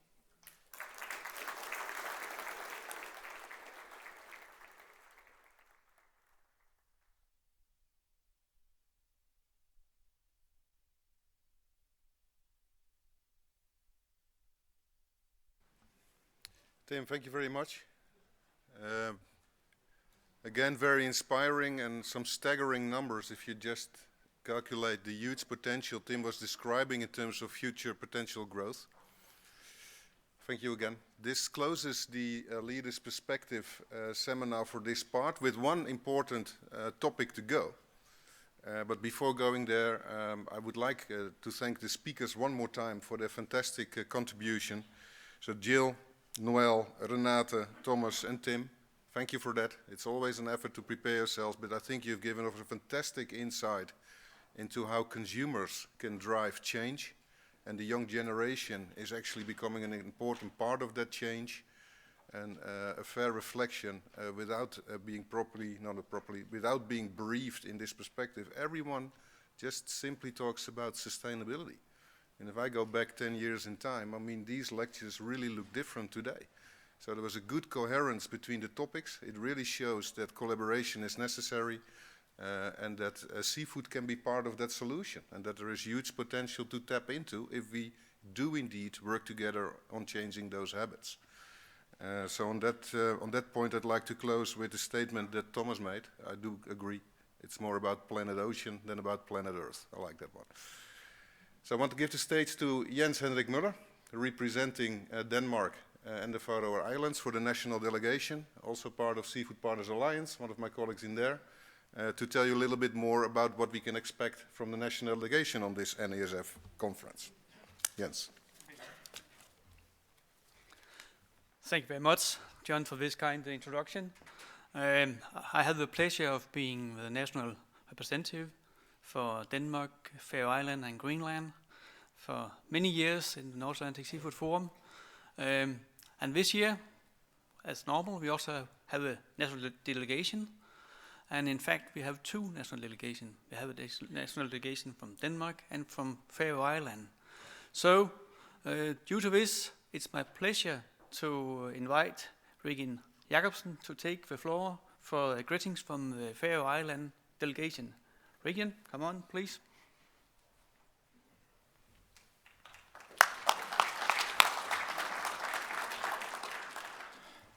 Thank you very much, Jens, and I just want to give a thank to this opportunity to come together, us as leaders in the seafood industry. I think this is a great opportunity for us to share experiences. We also learned that this is part of the UN Global Goals, number 17, to Partnership for the Goals. I think it's very important for us to share the good successes, the dreams that we had, and how it has evolved up through the times. We need to share best practices. That is part of the future. We need to celebrate our successes, and we see that the opportunities are huge. We have also learned today that it makes difference for others. We have also learned that it seems like fast is becoming faster. It seems like we are never slowing down. It seems also like forward is shorter, and that the big thing to lead is to see the bigger picture that has been drawn up for us here today. Leadership needs to be shifted into higher gear, so we need all to run faster. But I believe that all of us can comprehend with the needed changes, especially if we are aware of them and if we confront them. So I believe that we are in a very good position, and that all these opportunities that we see, that we are going to see them as opportunities and not as closed doors. We know that we either trust to the faith element within us or to the fear element, and I think that here in the seafood industry we very much go for the faith element and have a great trust in the future. I think we have had a great experience here and learned a lot from many of these presentations. Unilever told us about the license to operate is a challenge. We need to focus on that. We need to build a better future for generations to come. So for my 9 grandkids, I want certainly to have a good future, and that's why we need to do a difference. Thank you very much.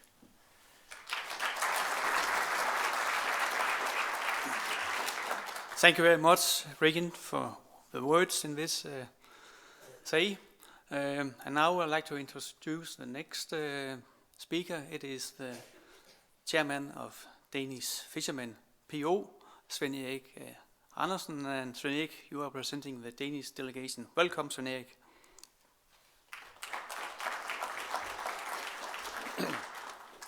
Thank you very much, dear delegates, speakers and organizations. First of all, I will introduce myself. Sven Erik Andersen, and as Jens mentioned, I'm chairman of Danish Fishermen Producers Organization, the catching sector, and I'm here together with all others from Denmark, amongst them Freddy Magnussen, chairman of the Danish Pelagic PO, and we're happy to represent fisheries here from Denmark together with the rest of the Danish delegation. We are representing in the catching sector in the two POs. We represent 95% of the Danish fisher, and I will use this opportunity to introduce you to some of the important issues for the Danish fisheries. One of them, one of them is Brexit, of course. UK have decided to leave EU. This is sadly, as Denmark and UK have a good and constructive relationship over the last years in the common market. Now we must look forward, and we are confident that EU and UK can find a way forward together for the future. This is in the interest of everyone and essential for the sustainable fishery in the North Sea and the North Atlantic. The talks about the future relationship between EU and the UK start this week. There's not much time, but I do hope that an agreement can be reached before the end of the year, respecting the UK decisions. Furthermore, it's important that EU, UK, Norway, and the other coastal states find new ways to cooperate to secure sustainable fisheries. Another issue for our members is this talks about the climate change. We must think about how we use planet Earth. We have seen a lot of that today. In this respect, the first ever Danish climate law was agreed in our parliament just before Christmas last year. The aim is to ensure that Denmark achieves the goal of reducing greenhouse gas emissions by 70% in 2030, compared with a level in 1990. This is very ambitious, and all sectors will have to contribute, also the fishery. Therefore, the fishing sector, together with other industries connected to the sea, has created a partnership looking at how we can reduce the carbon footprint of the maritime sector in Denmark. New vessels, better use of green energy is what we have to take forward. But a challenge is different restrictions in the EU regulation.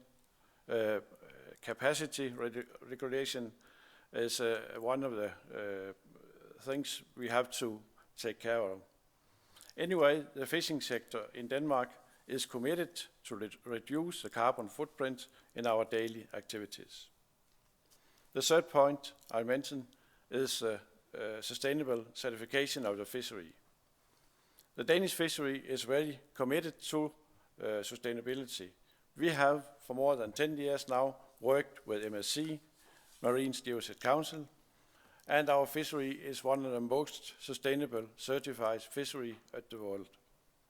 Furthermore, in 2019, together with Sweden, Germany, and Netherlands, we managed to achieve the largest MSC certification in the world for a lot of demersal species in the North Sea.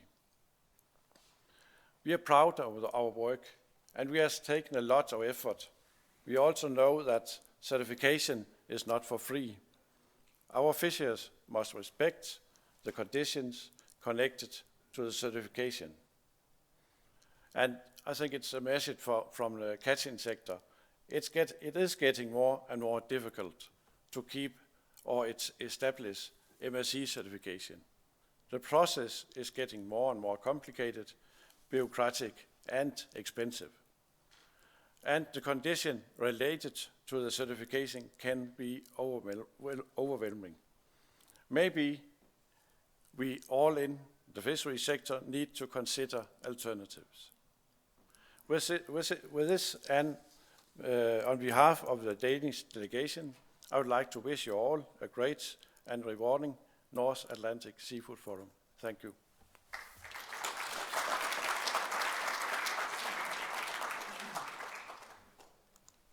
Thank you very much, Sir Erik, and thank you very much to Regan for your warm words.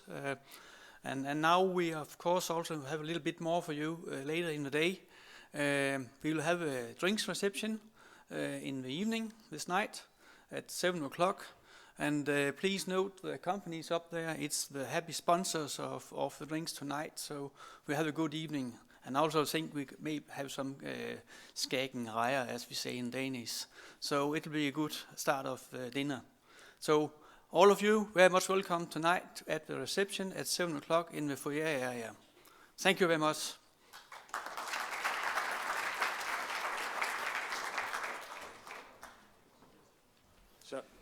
And with this fantastic invitation, I hope everybody will there. Just Johan would like to close to morning session. grab you for another 1 minute, 2 minutes. As are you all excited? It's almost like Christmas. So, well, of course, there is one man that has been with us for 15 years here. And Jørgen, where are you? We've been watching you the whole day, so we know that you're sitting there. Come up and join us.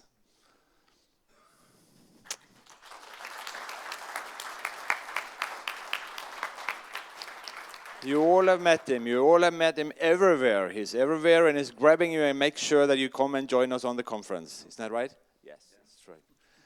And Petter has, of course, from Pareto Securities, have, of course, also prepared a short speech. Just a few words, Jørgen. Dear Jørgen, 15 years ago, a man had a vision that he wanted to create a large seafood executive forum. This is the NASF that we have today. A conference where we should give people valuable insight into policy issues, markets, innovation, and finance. And it all started outside of Oslo at Lillestrøm. But you know, for a man who was born and raised in Bergen, it was only natural to finally move it to this great city. And that has turned out to be a huge success. You got great support from the municipality, the research institutes, and the large seafood companies that are placed here in Bergen. And with your fantastic network, you have been able to attract people from all over the world to come here to Bergen. So, Jørgen, it's been such a great pleasure to be working with you for all these years. This is, in a way, the last year where you have a formal role, but we really, really hope to see you for many, many years to come. Thank you, Jørgen.